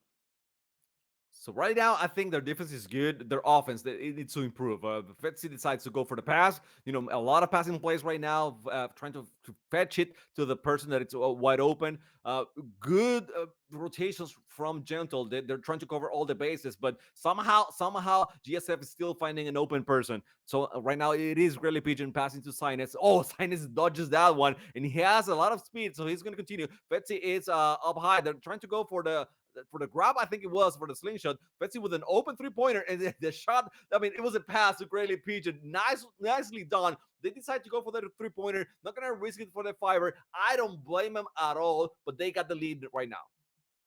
Man, I'm gonna tell you right now. Looking at Sinez holding that ball, that was the gutsiest, ballsiest inaction that I've seen anyone do. They simply stayed on floor, skated forward, and let everyone kind of bounce around them with the expectation that they would make a pass earlier. And they simply waited, like no, now, and then they just daggered it down the lane. So you know what? A bit of nerve coming through for GSF as they take that 3-pointer. And considering how lacking their offense had been, I thought they may have actually, set themselves up to go for one, but they don't look, gift horse in the mouth, and they take advantage of opportunity. But now it's going to be up to Team Gentle to try and get holds on this ball, and Fetsy's just going to snatch it away. And once again, I thought that the defense from GSF was fine on game number 1. The tackles at least they haven't been intercepting the passes too much, but the tackles were great. And right now, I think the tackles are getting even better on this game number 2. That said, I know for a fact that Gentle will readjust and they will find ways to start moving around once more, because the speed that we were talking about on the previous series, it's there, right? They're gonna be very fast. They're gonna be very annoying and difficult to hit. So they're gonna find ways. But look at that. I mean, Fetsi with the hit, and then Sinus was there to catch the ball after it went away. So so far, I mean, the changes, the adjustments from GSF are imminent. I mean, you can see them. You don't have to look very hard. The way that they are finding the movements of their opponents is great. And also, they are moving around so much better than they did before. You see how they're dodging everyone, so faking them, going for the passing plays, and just securing the ball very well.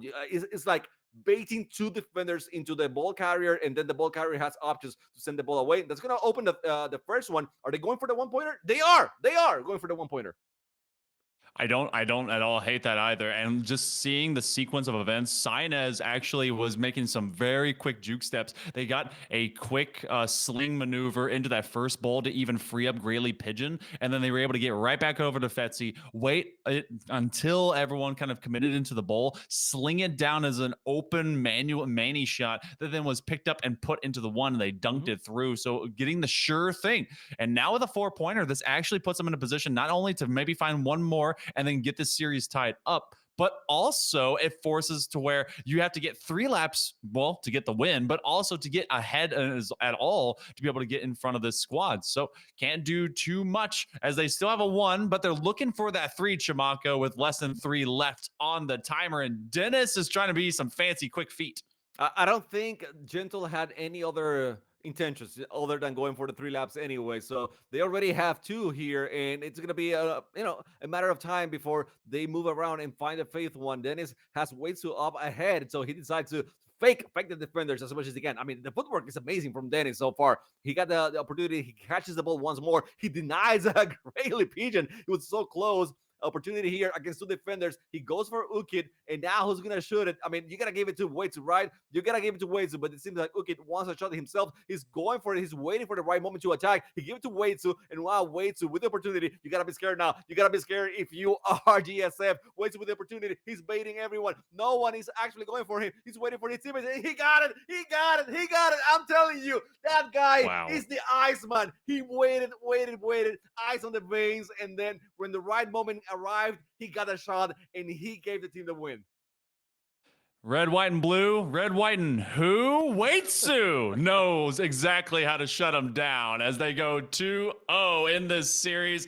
Give it to the main man and just let him take care of the plan. That is exactly what you need to get out of that player, as that MVP performance gets them a 5-4, moving on into the grand finals. And that's going to be GSF that will drop down into the lower finals and move to just kind of wait out what's going to be happening in the lower side of this bracket. I feel like this was definitely GSF slowly getting in control, but as soon as they were unable to keep track of where the speed of Team Gentle was going to go, they just couldn't, track them down. So now they got to wait for Lag and Master Chiefs. And I need to know, before we go to break, how do you feel about what's coming out of that lower semifinal to go and then play against GSF? Who you got in that match?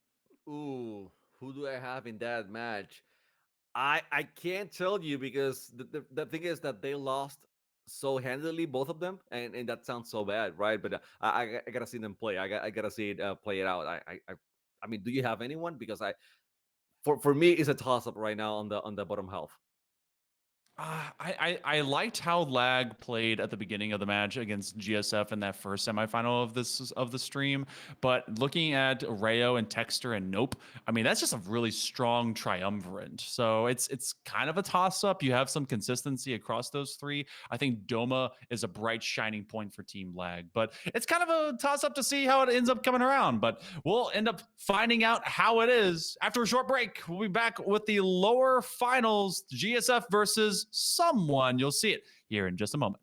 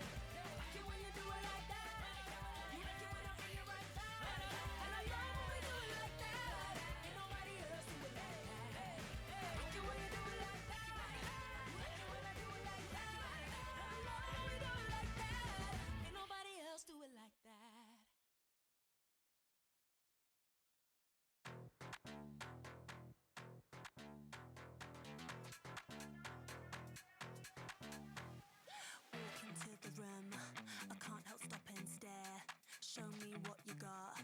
I hope you came prepared right there. Cause when you're messing with someone like me, getting check. Cause there's no way that I'm gonna leave till I get that thing, that H that makes me cool like crazy. That vibe inside, that's lit. No if, no buts, no maybes. It's what I want.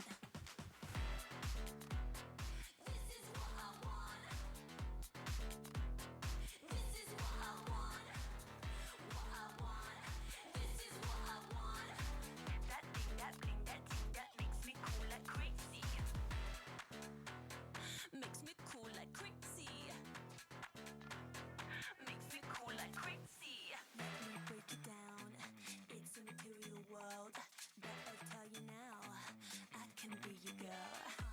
If you give me the thing that I want, what is that? And I'll give everything that I got. Wanna get that thing, that bling, that H that makes me cool like crazy. That vibe inside, that's lit. No if, no buts, no maybes. It's what I want. This is what I want. Yeah, this is what I want. What I want. This is what I want. That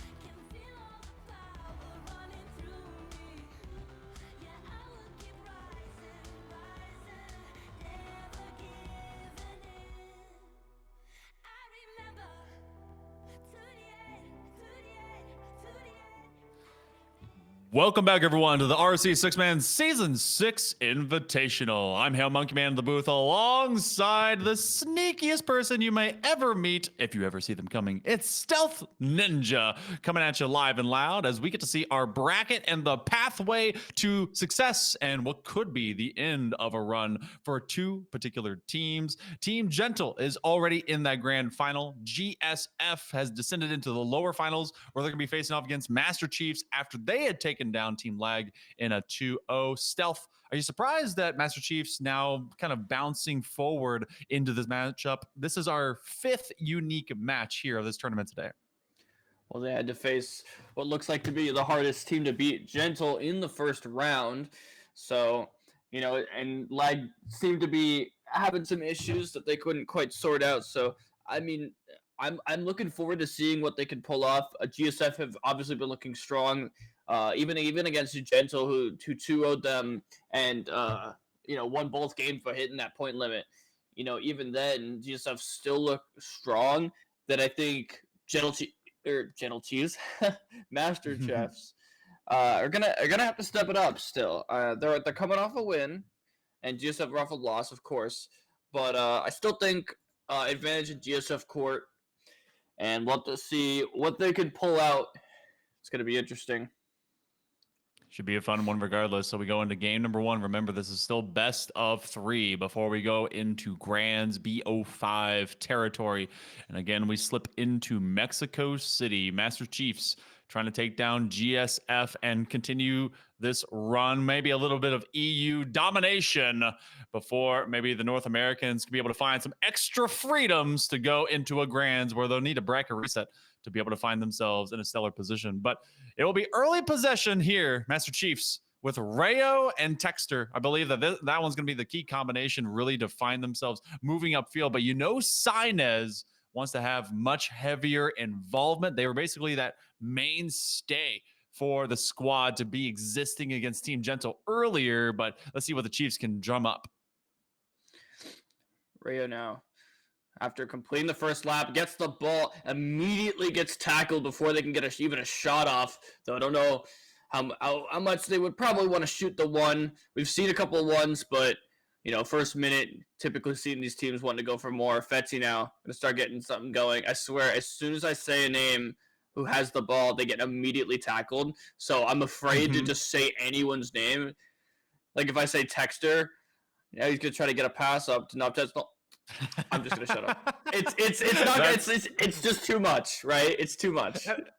It's definitely a tough rotation. This first ball is always the most just visceral, and it's very kind of explosive when it comes to possession. You're not going to have consistency, at least early on, especially with how physical and fast Master Chiefs want to be.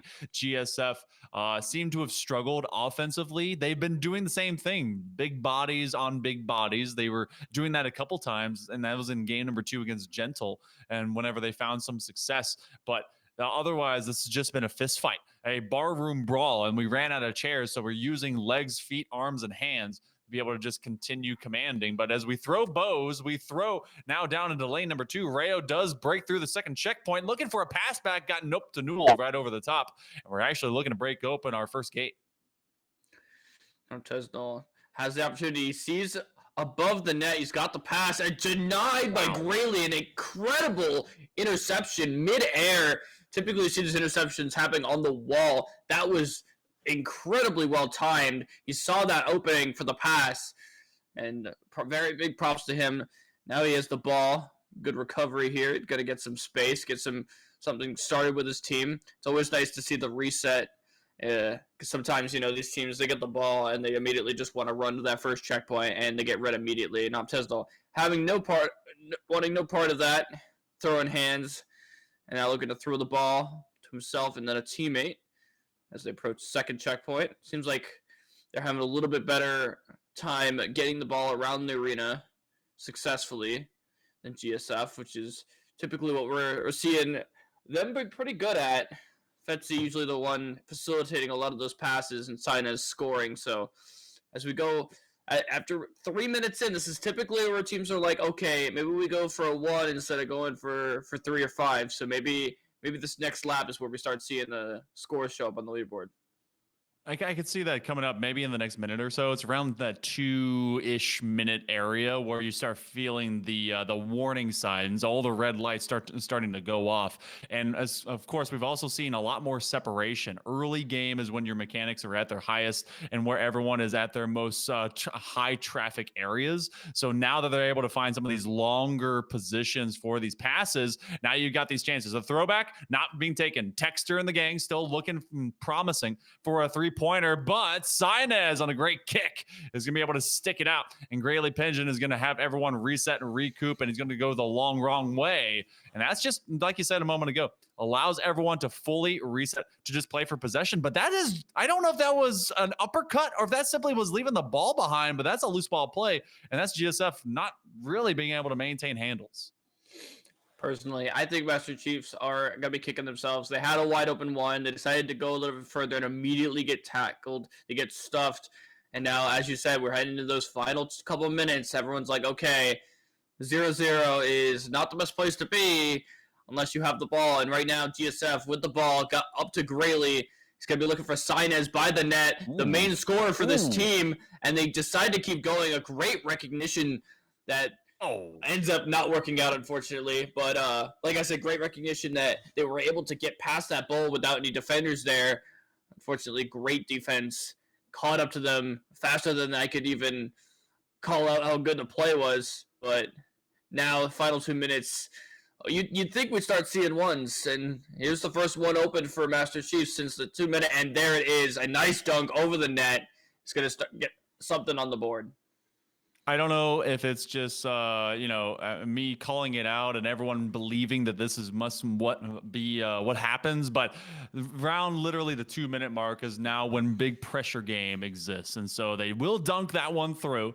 And that's going to be Master Chiefs coming up with first purchase here in game one of this elimination match. And Nope to Newell and the gang, now they're going to try and play keep away. This is something that's been tough to do, as they're going to still throw it into a high traffic area. They would love to maybe even get a three-pointer, or maybe even just to get a 5 to clean this up. It's been tough to find multiples even open. Fetzy with a reset. He'll at least get that one to turn orange. And now this is going to be a change of hands. Sainez is going to look for that grapple and a nice sling to get some space and some speed. They're taking away the inside lane. Sainez caught in traffic, but it allows for Grayley Pigeon to go over the top. Fetzy right in front of him. Another big team combination. Oh, but the steal by Nope to Newell. He says, nope, not today.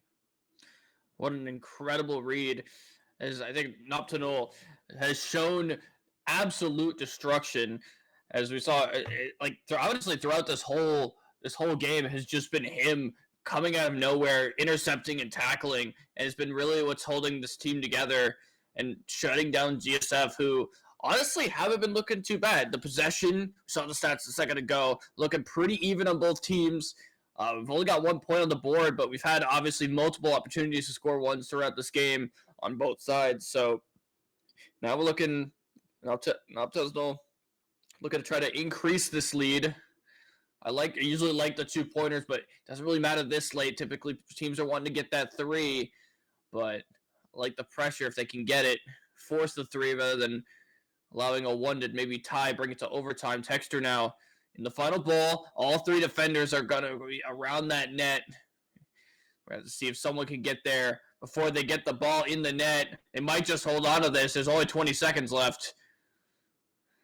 To keep away game, and Rayo is just running away with a great self pass as they keep themselves from getting tripped, looking for the 3-pointer, maybe for the put away. He's just kind of lining it up. Oh, and just flying on by. I believe that was Grayley Pigeon. Couldn't quite confirm, but Texter simply sees the stars, aligns them straight in his sights, makes sure to take a sniper shot between 2 flying defenders.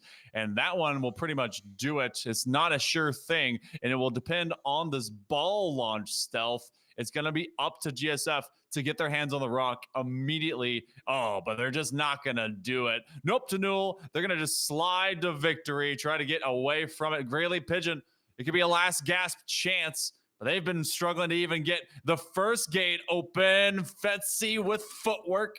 But look at this blue wall in front of them. It's going to be a tough go. You say blue wall, I could think it was Carmine Corps, but today it is Master Chiefs. now trying to stop GSF as they're on a last chance grind. They need the 5. There's the tackle. Rayo with the pickup, and that will be game 1, 4-0 in favor of Master Chiefs. And they weren't looking too bad, but unfortunately, the pressure got to them, and that is a 1-0 lead. Leading, and now GSF are backs against the wall for elimination. Winner going to the grand finals.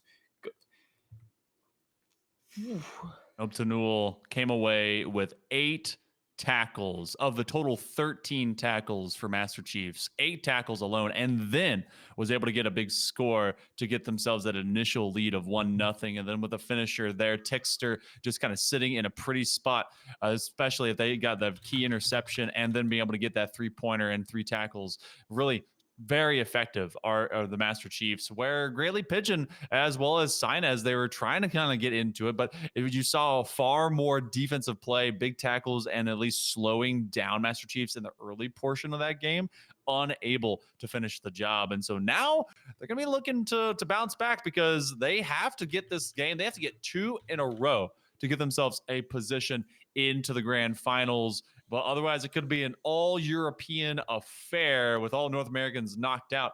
Going to see if they can bounce into it. I mean, it felt like they simply were outsped, outperformed. Nope to Newell. Heck of a player. Really was impactful that game. Well, looks like the players wanted to run it back on Mexico. I didn't have the choice. Rayo decided it was a run back, and we're back in Mexico.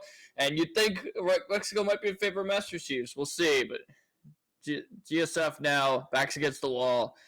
Everything on the line. You have to wonder, are they going to take more of those early game opportunities for the ones? Because it seems like there's a lot of them early game and not a whole lot of them in the latter half when the pressure is on. So maybe take 1 or 2 when you have the chance. Put them on the back burner and try to get something going. Put the pressure on them instead of you. Yeah, at this point in time, it's just been nonstop, and you see the bullying that's going on against GSF early in this first half minute of play. And Master Chiefs, they've been really kind of constant with how they just get in the face, playing very on man. Nope to Newell, great transition. They just barely even have to touch against that interior wall. That's going to be a pickup on a loose ball situation by Fetzi. And I want to see how they kind of really go through traffic. Look at those 2 of Nope to Newell. I think that was also Texter. No, sorry, my mistake. That one was Rayo that was able to combine. And they're basically playing Red Rover, and they are clotheslining any of GSF as they try to progress through these turns. Now Texter, a great stunt back, and they end up having a fantastic option. Rayo with Nope to Newell in front of them. They're going to go to the spine, exterior wall, a free pathway, and they're looking for a chance. They're going to actually get a sling of a teammate upfield, waiting on Rayo to get on his feet, and Fetzi takes advantage. Well done by Fetzi, stopping that early push.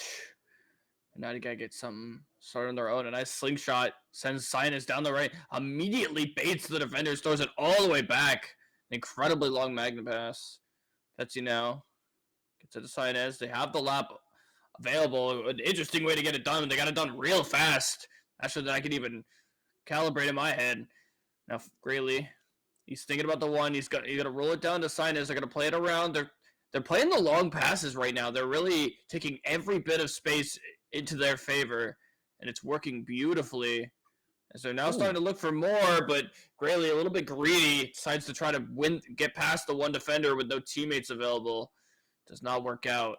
And now Rayo would be above the net, trying to get something going. Gets it up to Naptez. Texter down the lane, but has to stop. The defenders are playing pretty good man coverage.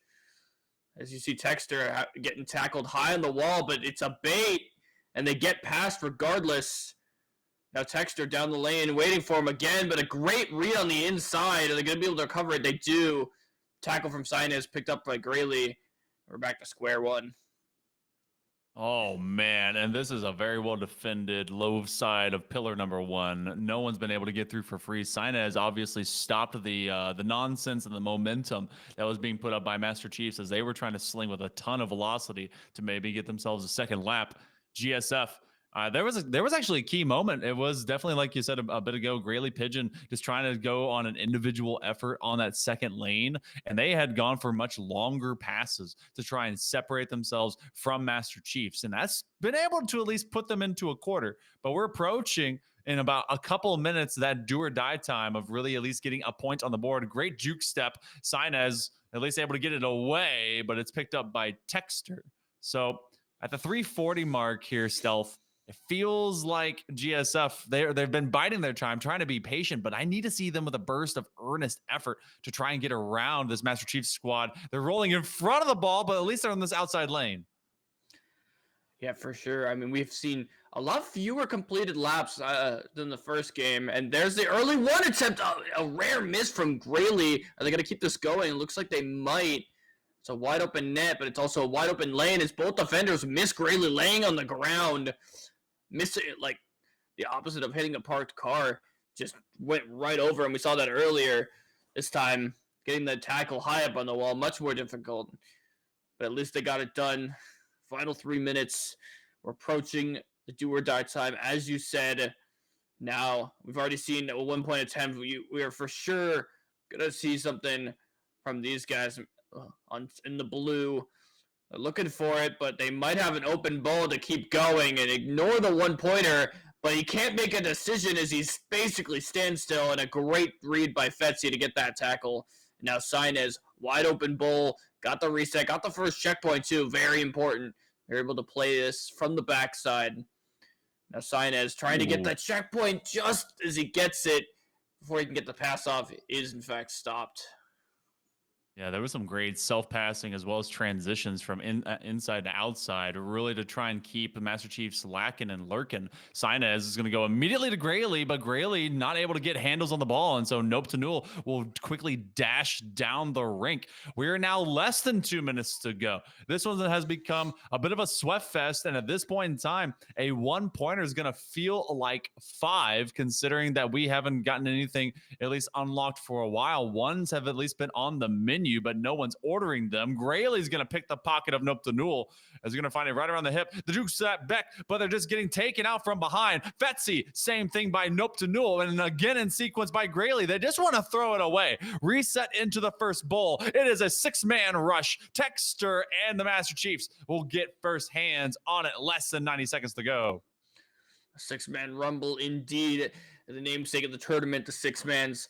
All these players, you can tell the pressure is on.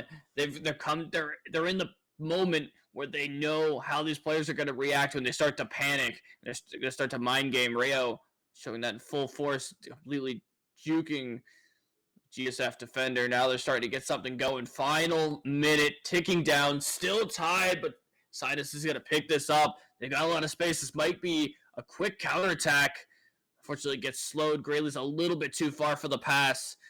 It could have been a really good breakaway for GSF. Now they got to take this slow. They're going to go backwards. They've been doing that quite a bit.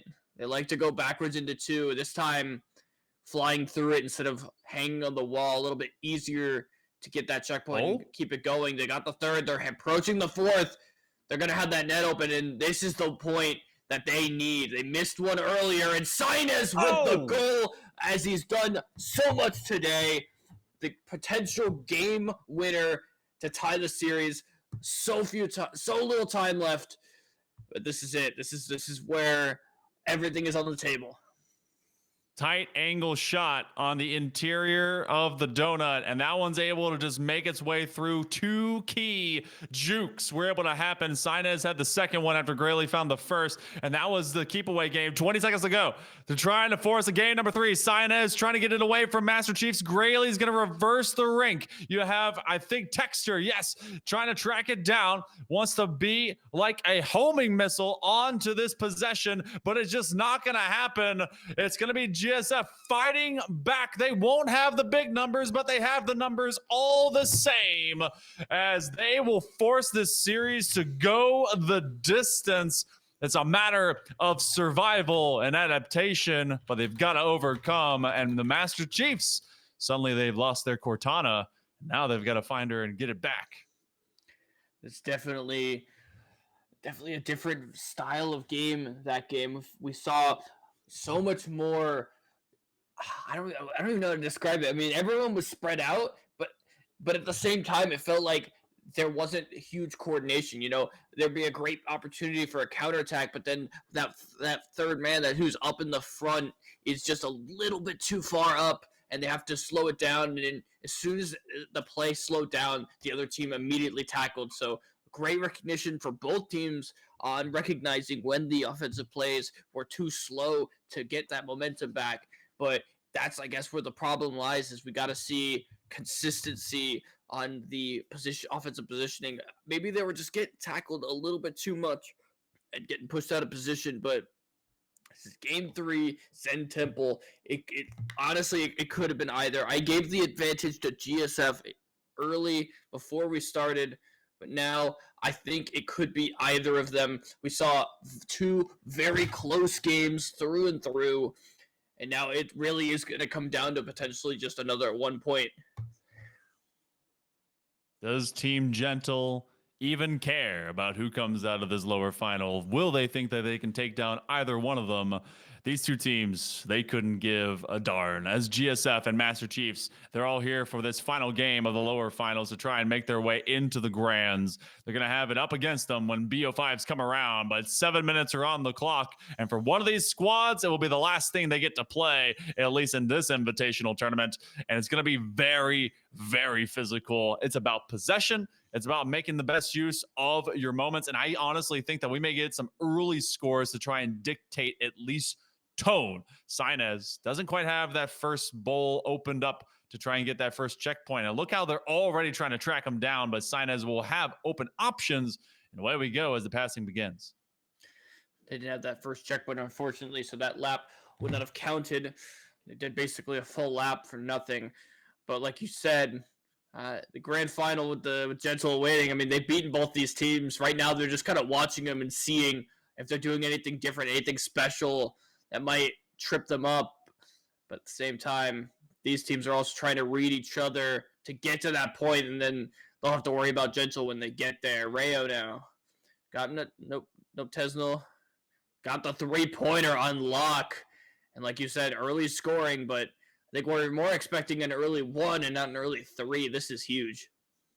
Oh, that is actually massive. And this is going to be tough because if you get Nope to Newell doing things like this, you've suddenly spun this entire thing on its head. And it's going to be difficult for this team that has kind of been really suffering in the pit of misery for trying to get their offense going to suddenly now have efficiency. A Fetzy is going to go to Grayley Pigeon. And that's Grayley ends up on the ground. This has been a little bit too often that they've been unable to really run away with early possession. And look how swiftly they're being tracked. Sainez now back over to Grayley. And this first ball basically contained. They're all the way on that outside wall. And Grayley is limping around this interior turn, and yet they still at least work it down the outside lane 2. Goes over to Fetzy, looking to Sainez. Now, do you prioritize at least getting a 1 at this point? I think you're trying to play catch up, and that's exactly what Grayley begins with. But he gets intercepted by Texter, and we're reset. Yeah, unfortunately, Grayley panicked. He dove into the bowl, hoping a teammate was going to be right behind him. And by the time they got there, he went for a mag pass, but it was a little bit messy. And then before I could get there, a good read by Texter, great deny. And now, Gentle Chiefs. I keep calling them that. Master Chefs. I'm just gonna I'm just gonna call them the Chefs. I'm just gonna call them the Chefs at this point. Okay, they haven't earned the title of Master until I think they've at least made the grand finals. But for now, the Chefs seem to be cooking a little bit as they do get stopped there. They have the lead. They can play a little bit more defensive oriented to try to stall this out. But of course, these teams are hungry. And they want to win this as fast as possible. They want to gain that confidence as much as they can going into the grand final, since they've got a behemoth of a fight ahead of them. As both these teams have lost 2-0 to Gentle. So they are trying to gain as much confidence, as much consistency as possible now, so they can bring it into the grand final with them after this. One pointer open. Now his possession has been pretty easy to maintain. They're going to go for the kill shot. This one's to try to eliminate the sole remaining North American group. You put them all on one team, and now you put them all in the bin. Rayo looking for a chance to just end it, and they do! 6-0. Game number 3, a breakout performance for the Master Chiefs. I think they've obtained the title of Master, and they've done it freely here. Rayo never let loose of the rock. And they rocked and rolled GSF, who will be eliminated 2-1 in the series. Yeah, and that's our first match where it wasn't a 2-0, it was a 2-1. And GSF did earn that one win, just barely. Well, they did play better. They couldn't quite keep up in game 3. And that definitely showed the dominance of Master Chiefs. Oh, yes, you're right. They do win at this point. They made it to grand final. As soon as I said that they weren't masters, they went ahead and threw another 3-pointer in there just to make sure. So a nice, clean third game victory brings them against Gentle. We will have the Gentle Chiefs matchup, as you might.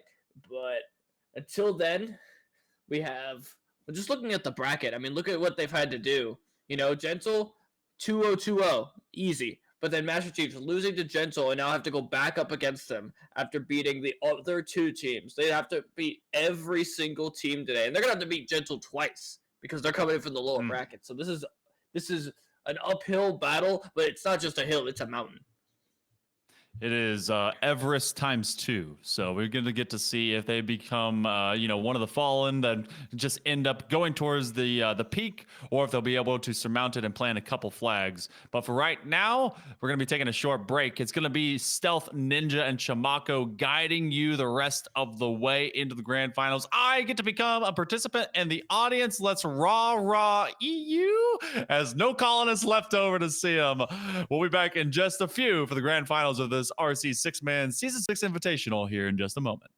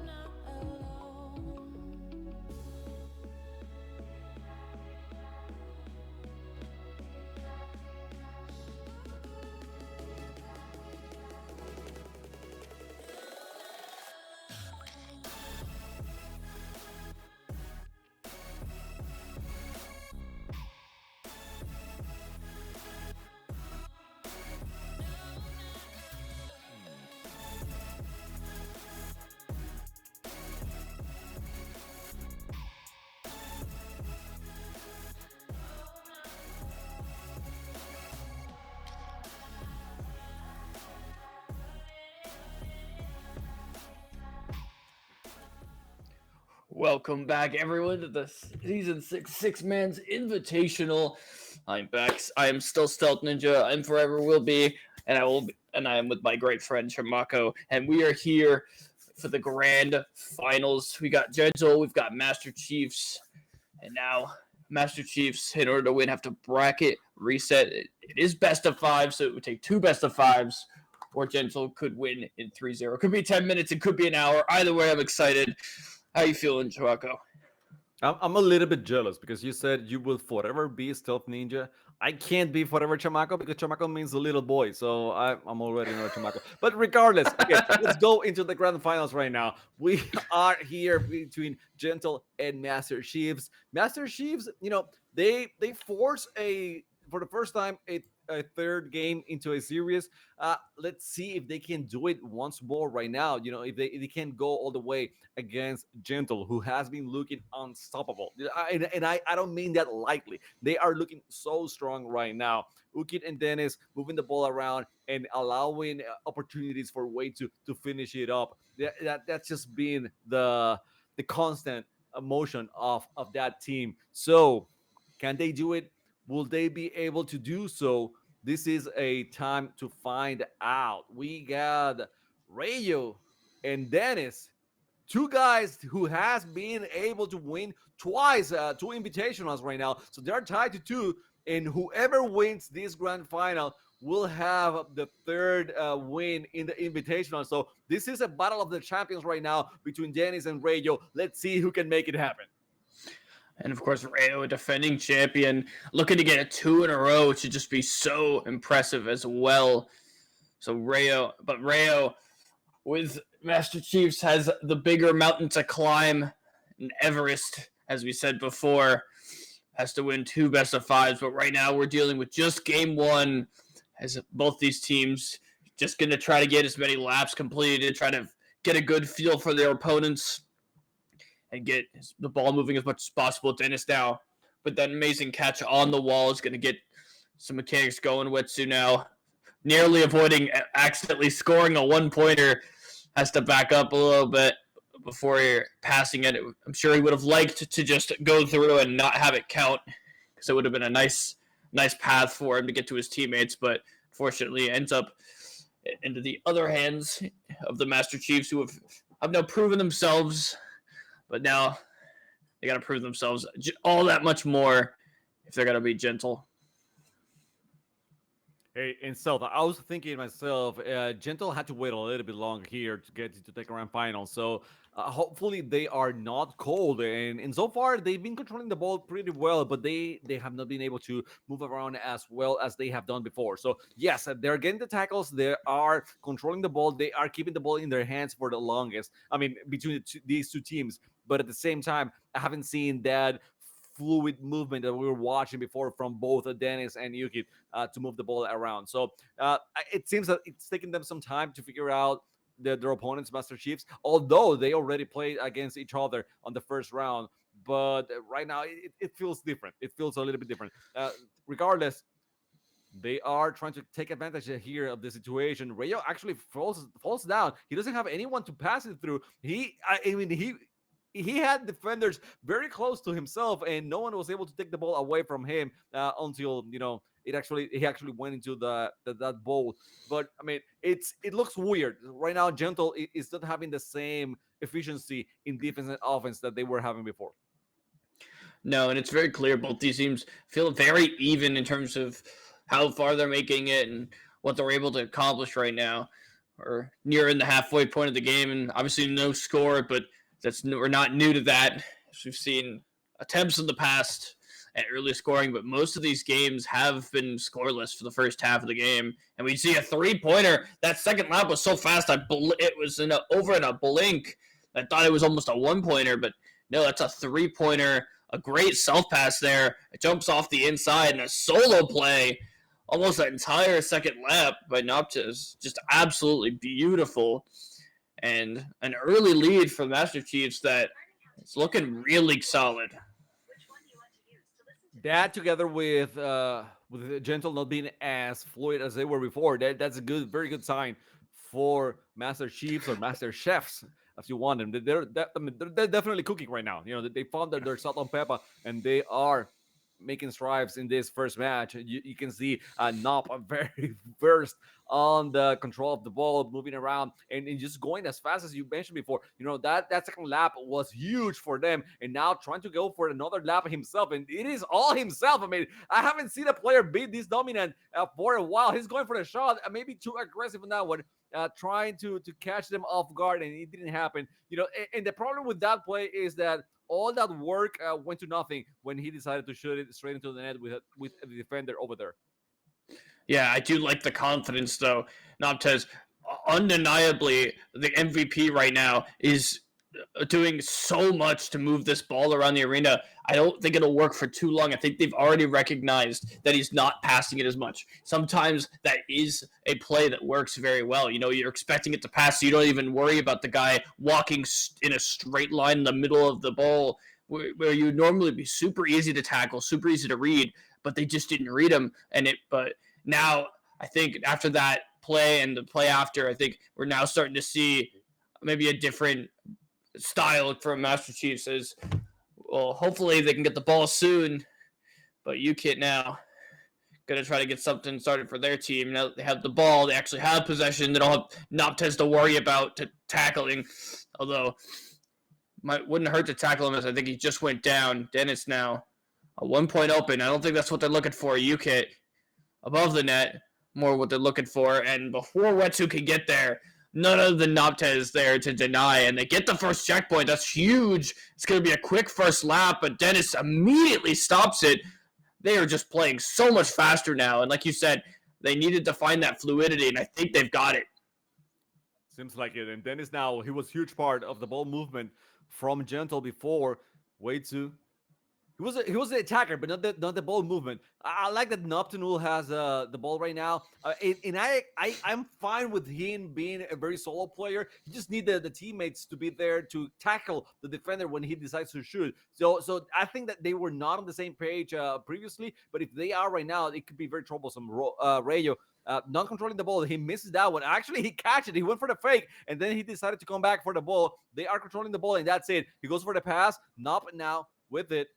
He is keeping the ball away from the defenders, and that's it. I mean, not trying to go between many defenders, just taking its time to go through the checkpoints. And I mean, he knows that eventually they're gonna be open. So just trying to avoid them as much as he can. He goes for the bowling pass. Dexter catch that one. He's going for Rayo. Rayo moving around. Oh, they're gonna have it. They're gonna have another 3-pointer, and that might be it. Dennis is waiting for the moment to attack. Rayo goes around. He doesn't need to do so, but he's just waiting for the right moment to get all the defenders away. And that's an open fiver. He waited for it. He went for it and actually got the fiver. And that's it.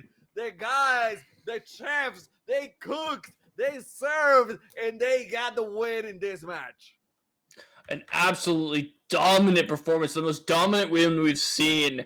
And even though it felt like Gentle had found some sort of flow to their movement, it just was not enough. The second Noptez gets the ball, it's all over.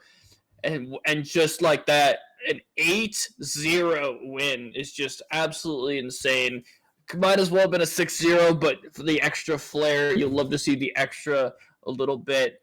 But yeah, it really is now looking like we could get a bracket reset. If they're playing anything like they just did in that first game, this is going to be close. By the way, I don't think that going for that third lap was unnecessary. They saw that they didn't have the shot on the 3-pointer, so they decided to move around and open things up a little bit and see if from the other angle things were better. And they did. They were better after they finished that third lap. So going for the fiver, it was not like they were looking for it. They're not trying to say, hey, we made it to 8 points. No, they actually were trying to open the net and have a better shot, a nicer shot, and one with more probability, more odds to actually make it. So they did that. They need 2 more wins here to actually force a bracket reset. Not only win the series, but force a bracket reset. So They are on the right track right now, but Weisu, Ukit, and Dennis, they were just warming up. I believe so. I believe so. Not because I'm a fan, but just because of the way they were playing before. I didn't see them perform as well as they were doing on the previous rounds. So this game number two will tell us a lot. Let's see if the Gentle actually wakes up, warms up, and do better, or if the chefs are actually cooking and they know what they're doing. Let's see. Yeah, this game two is gonna spell a lot for this series. Not just this one, but potentially the bracket reset. Because if they can play as consistently and as fluid as they did last game, Master Chiefs are looking like they could even 6-0. But let's not get ahead of ourselves. They had a good first game, but they're gonna have a lot more in front of them. They still gotta win two more, and they gotta step up the impossible Team Gentle from popping off as well, who we've seen beat both this team and another team 2-0 already. So I feel like maybe the confidence is a little lacking. They just need to go back to what they were doing before, figure something else out. But right now, Texter moving so fast. They've already got a lap and a half, almost 2 laps done. We're not even a minute in. And they might get the ball back here. It's loose. It's going to come in UKIT's hands. An early stop from Gentle, but they got to get a counterattack going. Wetsu is going to try to get something going, but he doesn't have his teammates. He has that first checkpoint, but it's hard to get past this first ball. With 2 defenders, he does it with ease. Looking for Dennis, looking for UKIT, looking for someone. He just does it himself.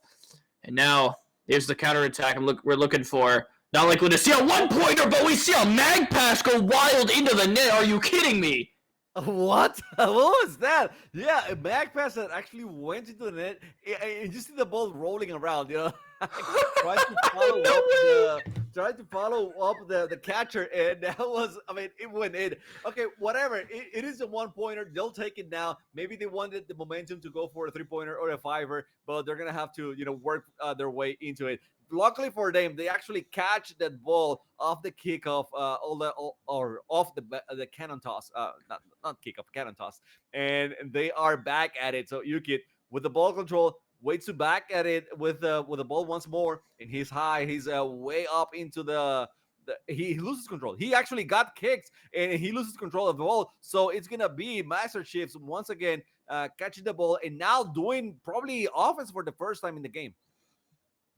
I'd love to keep going, but I genuinely am just so flabbergasted by that last goal. Like, I just watched that go in as it spiraled around in the air, and I don't know. Yeah, there's the instant replay with just a WTF on screen. I think that's everyone in chat's reaction, as it's we just have to keep going. I mean, it happened. It's the clip of the day on stream. Unless something else happens, unless someone pulls a Jesus shot for the win, it's gonna be hard to beat. But right now, UKIT, he's got some momentum. He's got that first lap completed. They're looking to maybe end it here. I think maybe a 3-pointer to secure a 4-point lead might be the play. But let's see what they decide. UKIT with an amazing reception there.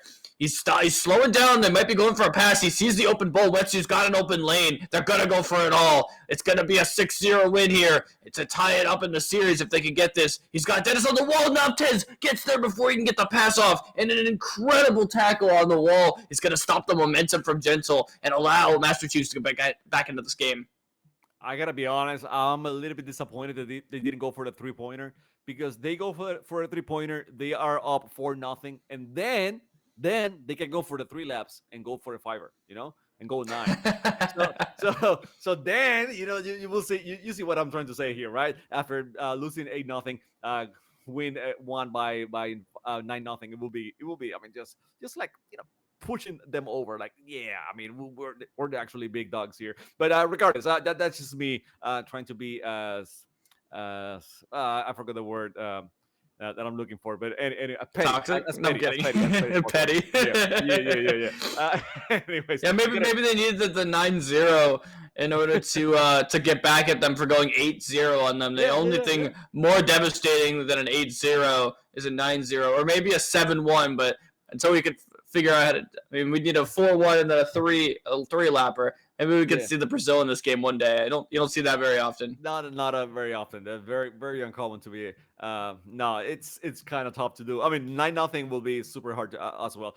Regardless, we've got the Chiefs doing a bit better now. They are finding the way into a one lap here. They're not gonna take it. They don't care about tying things up and making things even here. They just want the glory. They want the win. So they are going at least for the second lap, and it seems like they're gonna be able to make it very close to it. Rayo, he actually made it. It is a three pointer, and yes, I mean no one there to defend. No one actually went up. I think there was a defender down on the donut, but didn't even try to jump.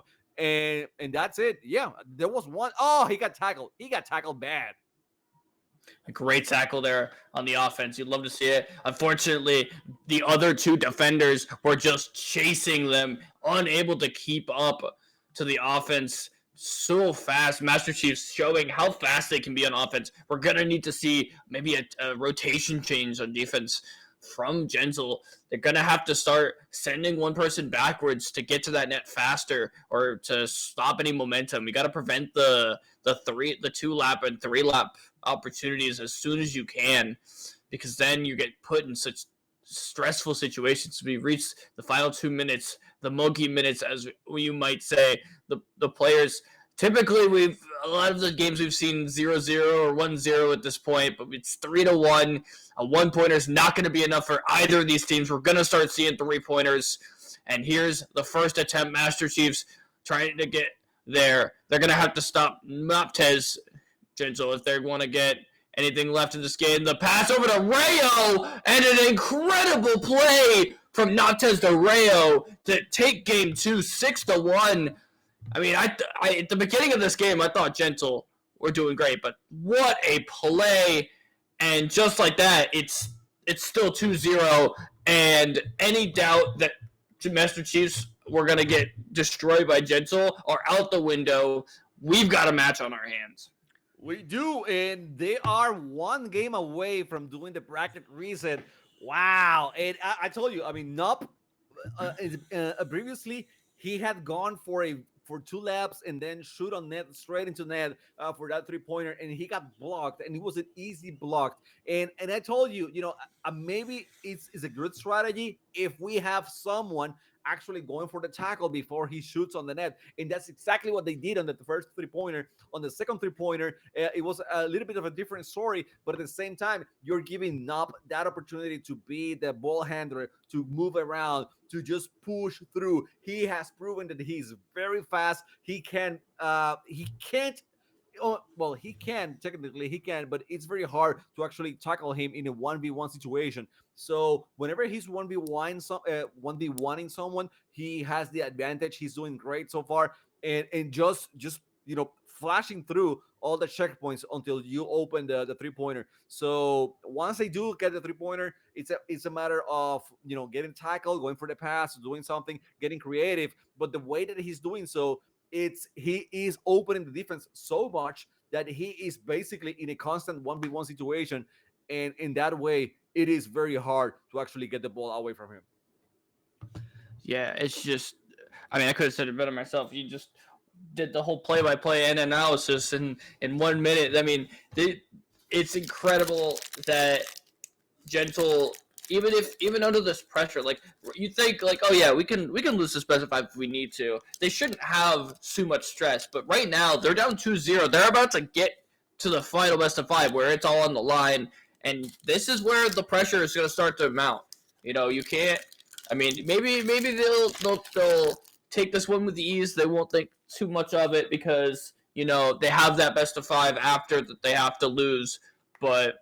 You got it's going to start getting in their heads a little bit. You can't just admit, oh yeah, no, they're just playing this well because we're not trying, because we don't need to win this best of 5. Well, I want to see more out of Gentle. I don't know if, I mean, it looks like they're trying pretty hard, but they're not trying hard enough because Master Chiefs are playing out of their mind. The only thing I can say is that they got unlucky with that 1-pointer, right? They were not looking for that one. But the other thing that I can say is that they had a chance to keep control of the ball after that and move forward, and they were not able to control it. They lost the ball. So the defense from Master Chiefs is good. They are being able to get those interceptions, as we just saw. So how do you get better at that? How do you control the ball better? Well, I think you gotta go with Dennis and with Yuki before. I mean, they were doing so good on their second round, that they were controlling the ball, moving around, and then allowing Wade to be the one to catch the ball and go for the shot. But right now, I think Wade it's better off giving the ball to Dennis and Yukit and letting them be the ones to handle the ball and complete the laps. But easier said than done. And also, you gotta find ways to stop Nop because Nop right now is top notch. He is the de facto ball handler here between all these six players. So how do you do so? It's their prerogative that they gotta find it out. But right now, Dennis with the ball, he actually got hit by Nop up high, and Nop, with the kick, was able to steal that ball. Texter now. Gonna try to get this going. They got to get back in this. We're not seeing. I mean, we've seen slow starts, but they're really playing slow now. They're just baiting out the defenders. What am I talking about? They know what they're doing. Here's the speed. That's what we were looking for. Master Chiefs now. They try to get that speed. Dennis, good stop. Need to see more of those. Now you can't. Gonna try to get something going for Gentle. A nice tackle. Another tackle. Texture on a roll. Absolutely crushing them by himself. Now not to Rayo. Got to get past the defenders, but the tackle gets both of them. Can't do anything with that. And the tackle, another one. Wetu somehow makes out of that, but drops it. It's a back and forth battle right now. Both these teams a little bit struggling, but we're still seeing the speed from Master Chief. They're still able to move the ball around, but we're seeing a little bit more from Gentle. They're able to stop them. So it's looking promising for Gentle, but all it takes is one fast counterattack and a little bit of panic from Gentle, and this game could be well over. It's not clear who's getting the better outcome of it if each exchange, right?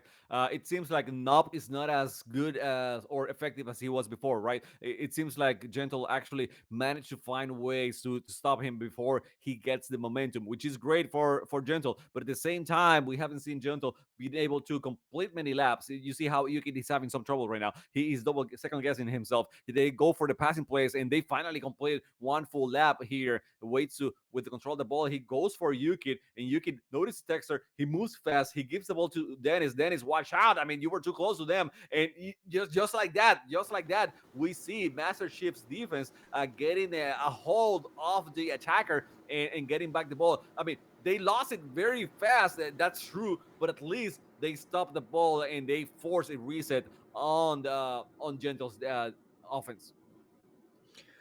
Wetsu, they've got the one, but as soon as I say that, a deny from Texter is gonna get this ball to Tunnel. He's been really good at moving this ball around as he's showing off right now. He gets the second checkpoint and third by himself. Although it's a loose ball, it's gonna get picked up by Wetsu. An unfortunate mistake. Not able to get the ball to his teammate. Goes flying. Little bit of panic from Master Chiefs. We're getting into that final 2 minutes, and as we've seen multiple times, we're 0-0. This is where the teams are gonna start thinking, "Hey, we need that. We might need that 1-pointer. That might be the determinant." We've seen such high-scoring games on game 1 and 2, and even though we had an early one from Gentle, now we're late enough in where these teams, they're not thinking about threes. They might think about 5 if they have the opportunity, but otherwise we are going to see 1-pointers soon, but they need to make a full lap, and these teams have not been doing that nearly as much as we've seen them, and it's a matter of both the tackles coming out beautifully, the interceptions are just immaculate, but the ball recovery, especially for Gentle, has been a little lackluster, so they're going to need to get this ball back. The interception almost comes out. Texter gets the ball and the tackle, opens up a little bit of space. And now an opportunity for them as they're going to open up this net. Rayo has Nuptinol in the corner, but he can't get it to him. He's going to take the shot. It's going to be the one, exactly as predicted, right on cue. And Master Chiefs in a position to bracket reset with a 3-0 if the score stands.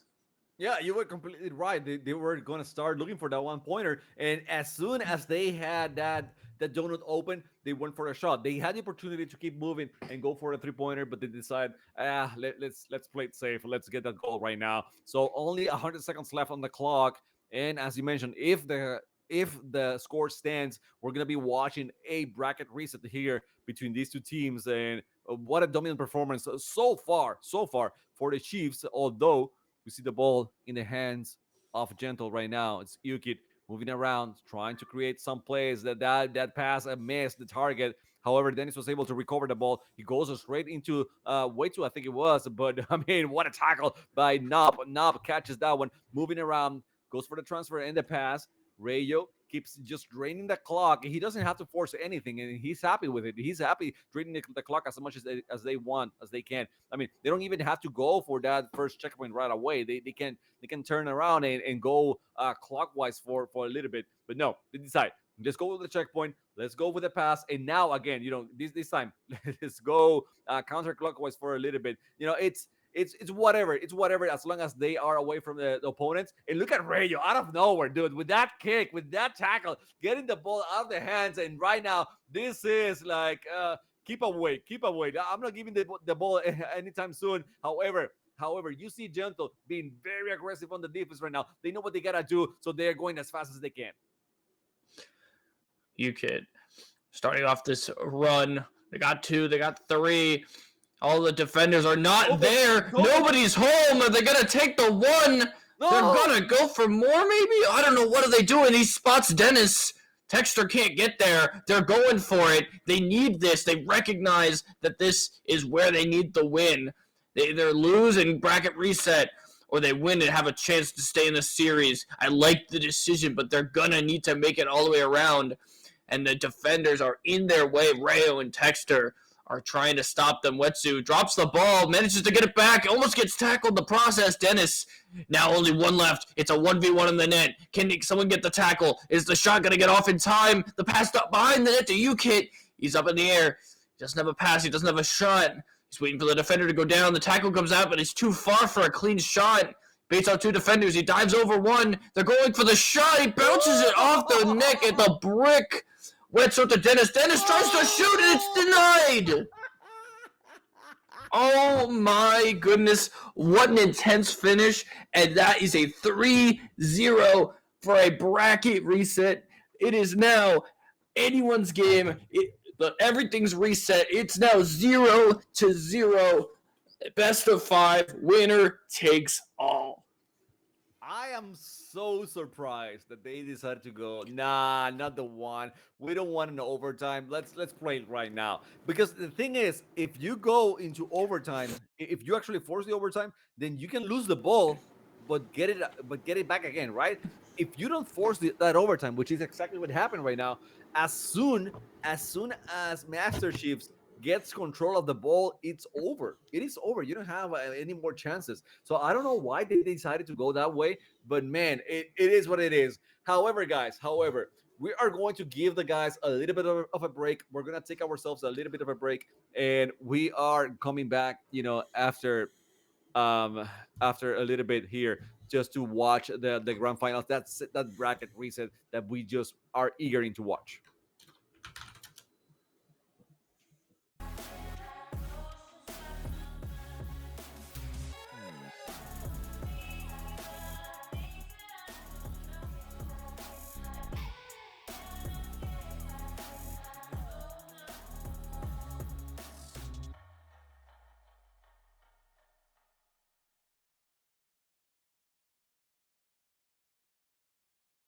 This could be good for me. Lately I was feeling like I need a purpose. But when you talk to me, give me the impression that I won't scratch your surface. And I could walk for days, searching for your praise. Is it even there to find? Is there a chance for me to win your memories? Will I slowly lose my mind? Lost in your maze, stuck in your gaze. How can I get out? I'm out of time to make you mine. Baby, show me how. Lost in your maze, stuck in your gaze. How can I get out?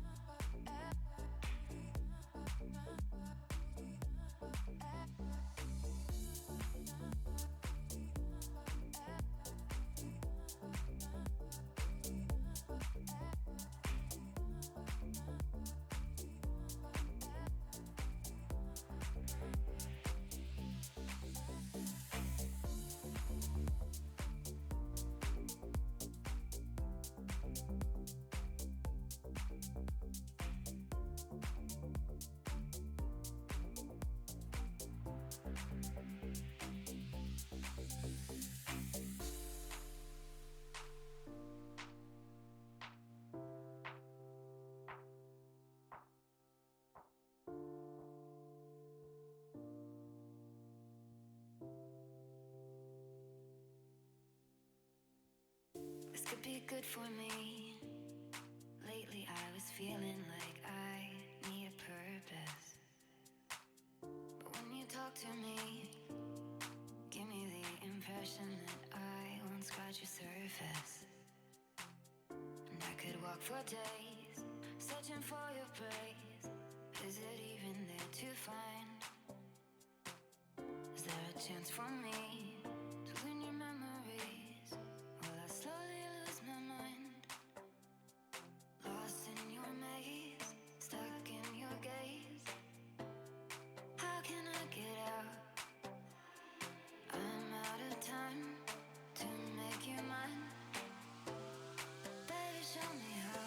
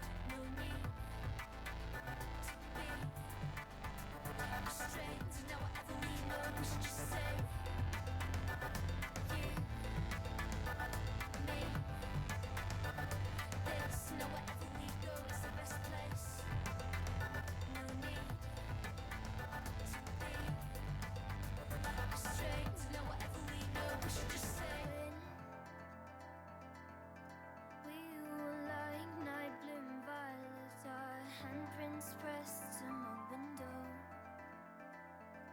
I was feeling quite right like this as the lightning glitched and it echoed in your eyes, beating right through the den, and you left a dent in my home screen. We're in so far, but we need it. I bite my hair as I try to justify.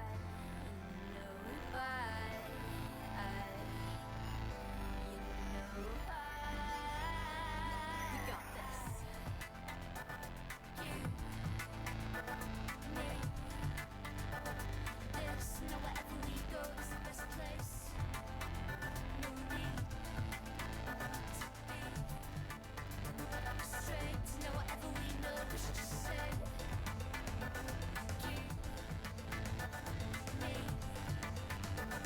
this. Know wherever we go is the best place. No need to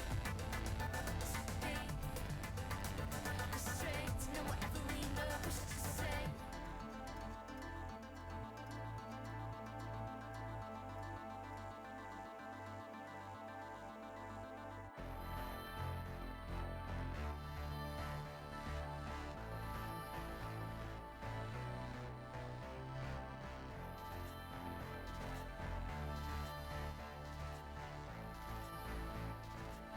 No hesitation at the traffic lights.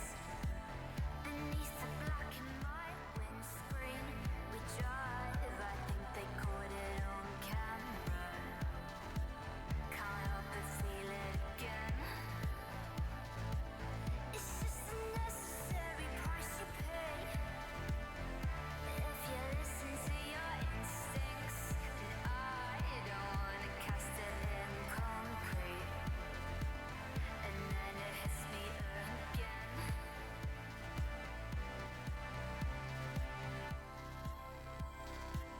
We're so illuminated in the night.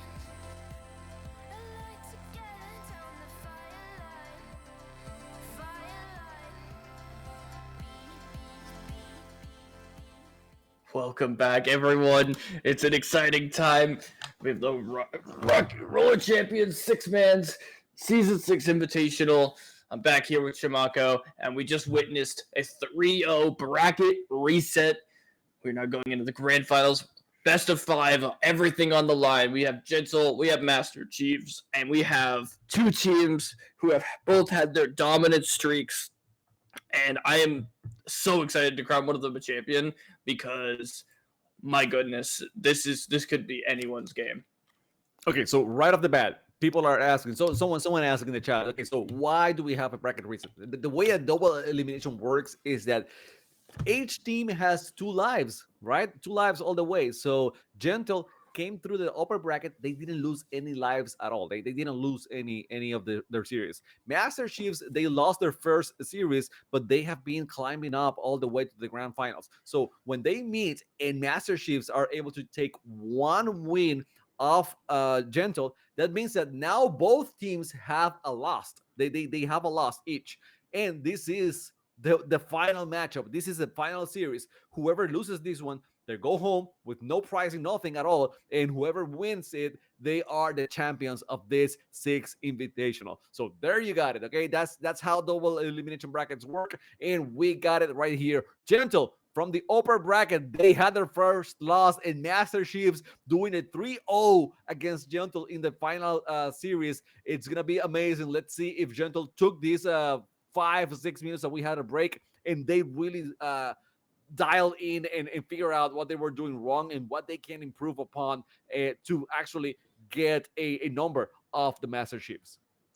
Well, I was going to say, I think they have, but unfortunately, after they got the net open, they did get tackled. But a good start. First minute, the only lap completed is by Gentle. And they're playing slow. I like this. I like the passing. They're playing good. As soon as I say I like the passing, they do that. Classic caster curse. I swear it's my blood. It's no one else's. But here we go. We got Noptinol. We got him the star of the show of the last series. My goodness, he's did so much on his own, and I don't mean like his team did nothing. I just meant he did it all himself. He would do a whole lap and a half himself and then shoot it himself. It was genuinely incredible to watch. But now he's going to need all of his team to work together here. This is for everything, not to know. Now he's got to get past this checkpoint. He's got the first net open. He's got Texture above. Texture jumps off. He's got so much space. Rayo now with a lot of space of his own. He's going to need to slow down. He's got 2 defenders on him and no teammates to pass to. He's going to have to back up, and there it is. Great pass to Noptidal. He's up in the air. Pass to Texture, and he dunks it in. A quick 2 laps, a quick 3-pointers, and a very well-played plan from Master Chiefs. And now we're back to where we started. Master Chiefs with all the momentum, all the game plan, all the strategy, and all the speed. My goodness. Yeah, the game plan hasn't changed for Master Chiefs. It is the same. Move around, find a way to give the ball to Nup, and then once Nup has the ball, we're going to complete 2 laps, and we're going to score. We're going for the 3-pointer every single time, and that's it, right? We're not going to force the 5th one. If we have the shot on the 3rd one, let's do it. But once again, they give the ball to Nup, and Nup, I don't know how, he finds so much speed with the ball. I mean, if you don't know the game, with the ball, you're a little bit slower than without the ball, and he finds the way to just go and dodge everyone and keep moving around them. It is very surprising. They finally, and when I say they, it's Gentle, finally got the ball back. But, as soon as I said it, Nop with the tackle, he steals the ball, and it is back on the Master Chief's hands. And I thought for a moment that Gentle was going to take it back, but no, Texter catches the ball, move around, and now finally Dennis with a solid tackle was able to get the ball away from Nup. Gentle, I mean, both these teams back and forth since that 3-pointer, but that's always going to be in favor of Master Chiefs, because if Gentle can't get anything going, it is just going to be game over. Now Rayo, honestly, just taking his time. He's got no one near him, but that's, again, that the clock is in favor of Master Chiefs. They have not 1, but 3 points in the lead, and they've got all the momentum. They've got all the confidence, and now any safety of that extra best of 5 that was there before is now completely gone. Now everything truly is on the line. Every game is going to matter here for Gentle, and they got to really put everything out there. Fortunately, they completed a lap, but didn't get that first checkpoint, so that's going to be tough. But now they got it back going again. They missed the grapple, but the pass gets still off to Dennis. They're going to be able to grab the ball. Multiple tackles out, and the Texture's going to dive into that one. A little bit of a kerfuffle. You're noticing, I think the biggest problem with Gentle is those missed mag passes and being unable to recover the ball, because they're able to stop Master Chiefs for the most part with a few exceptions. But those few exceptions are also exactly why Master Chiefs are winning.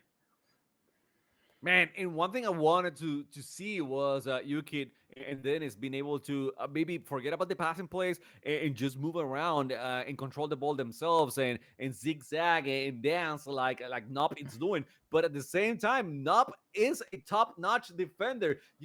Maybe because he is so good at sliding in through everyone that he understands what the players are trying to do themselves, and he's able to defend them. That said, Dennis catch Nop on the air in that one, and is able to get the ball, hit it to Yukit, and then to Waitsu. And now, finally, it seems like Gentle are going to be able to do some offense. That said, I mean, Waitsu tried to go against 3 defenders on that ball. That was not the smartest thing to do, and he paid dearly on that one. Now, Tesla, I swear, no matter what he does, he ends up with the ball. As I say that, he has the ball. He has so much room. Only Wetsu behind him, but he's just so much faster somehow. He's got his teammates whenever he needs them. And another lap completed for Master Chiefs. Unfortunately, a great dive tackle read by Wetsu is going to end that run. But as the clock ticks down, we are now in a position where Gentle Chiefs, oh my goodness, what is wrong with me? Master Chiefs are just so far ahead mentally that it's going to be tough for Gentle to make a comeback. Dennis going to try to get something going, gets it to Yukit, immediately tackled. No surprise, Texter, unsung hero of this team. Noptez has been great offensively, moving the ball around by himself and recovering the ball, but Texter in the back end, a lot of fantastic tackles. And you were saying that they are so far away mentally, Master Chiefs, and I gotta agree with them because I gotta agree with you because they do have the advantage, that 3 point advantage right now with only 1 minute left on the clock. So they are not even going. I mean, usually when you catch the ball and you don't pass through the first checkpoint, your first intuition is to go back into that first checkpoint and get it right, and then move to whatever it is that you want to move. But they're not even doing that. They are just catching the ball and then just keeping control of the ball, moving away, running down the clock as much as they can. And right now, they gotta take advantage of that ball. Texter took advantage of it. It was a loose ball, so he catches the ball. And now it is a matter of time of just playing around, move as far as away as they can from the defenders for 20 more seconds and just say it is over. We are going to win this first game. And it seems like it. I mean, look at how far it is, Nup is from everyone else.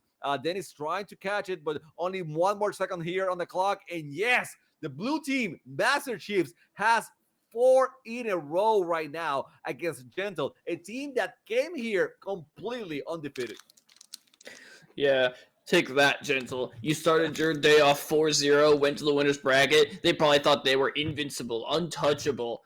Imagine how they feel now after now being 4-0'd back, and now by the same team that they 2-0'd earlier. So now all the mental, all that pressure is all on Gentle. Their backs literally against the wall, and it's the ball is in their court. It's their series to win. They gotta get it, and it's looking really good for the previous winner, Rayo.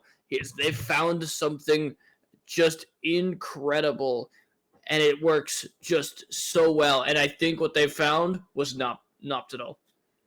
I gotta agree with you. I gotta agree with you that the way that they click with him is it's like we were not aware that you were able to do this. It's so good, and now they decide, okay, you're gonna be our main cannon, and we're just gonna open up whatever you need so you can shoot around and do your work. And it's working out. And one other thing I wanted to mention here is that maybe those that first best of five, maybe that cushion that it seems like Gentle have was super deceiving because yes, you're thinking, okay, I mean, we got those first few games, we don't have to worry that much. But no, I mean, actually, you were supposed to be worrying a lot and trying to find ways to break away that different that offense from Master Chiefs. And I don't know, I'm not gonna say they slept on it, but the fact that we kept saying no, okay, no, they have that security right there. No, it was super deceiving. They never had any security,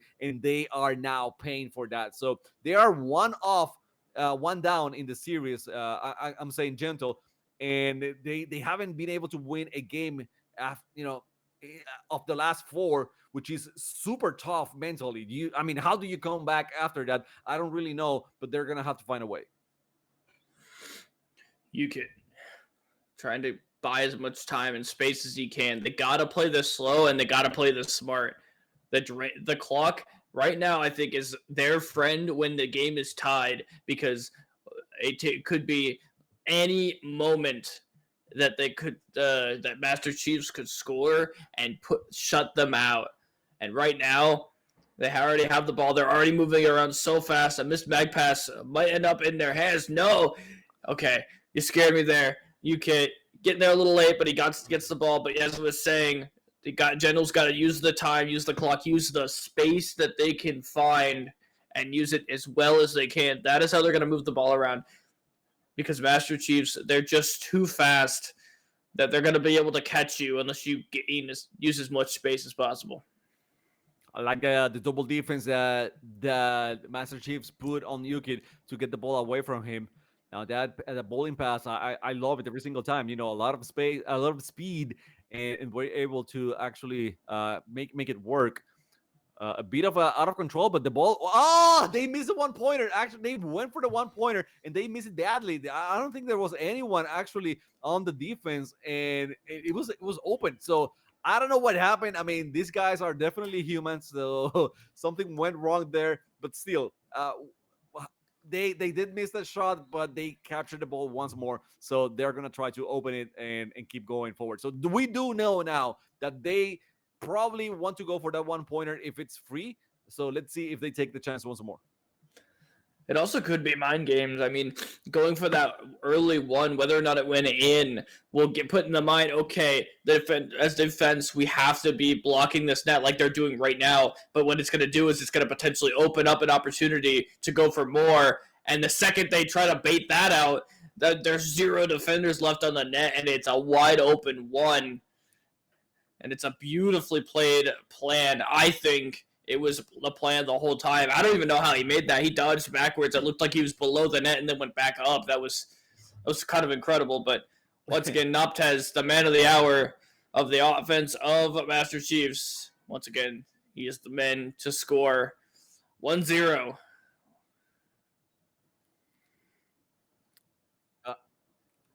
I think it's the Nop has 24 tackles so far. Is that correct? That what we're seeing right now for him. That's crazy. I mean that's a lot of tackles and defensive work from Nop. So I mean I'm not surprised. I don't doubt it at all. The way that he's been playing, not only offensively. I mean we see that the great offense, but at the same time I think I mentioned before that his defense is so good because he understands that solo play. That in this one was not a solo play by any means. They went so fast getting those 2 laps, and then the pass up high for Nop. Classic play here that we have seen for years now in RC. Go up high, and then you're gonna have the advantage against the defenders, and they scored. So now only 1 point away of getting match point here for the Master Chiefs. And what an incredible dominance we've seen. We saw them struggle at the beginning of the day. They couldn't figure out their plan, their team, their chemistry. Nothing was working. They got 2-0'd by none other than this team that they're facing. But now all of a sudden, after winning against Lag in the lowers, winning against GSF in the lowers, and now they're up here. They're back in the grand finals. 3-0. And now are about to go 2-0 in the bracket reset. My goodness, what a turnaround. I mean, they should be proud of themselves. Their confidence is oozing out of every pore of their body, and you can see it in every move that they do. Nocturnal, absolutely wild and free. Not sure how young he is, but man, they are just flying.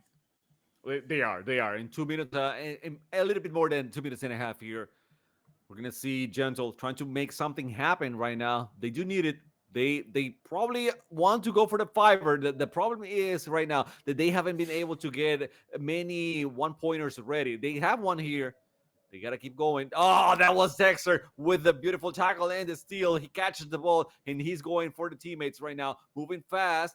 It's going to be the Chiefs once again with the attack, with the ball control, with the handle. Rayo, you're going with that pencil dive and the pass. It was, I think they got a tackle on the catcher, so the ball is loose right now, but somehow they still got it, and the net was wide open. Who else than Naptanu to finish it up and get the 5-0 for their team, and now 5-0 on the series if you're gonna count the last 5 games that they have played between each other. So wow.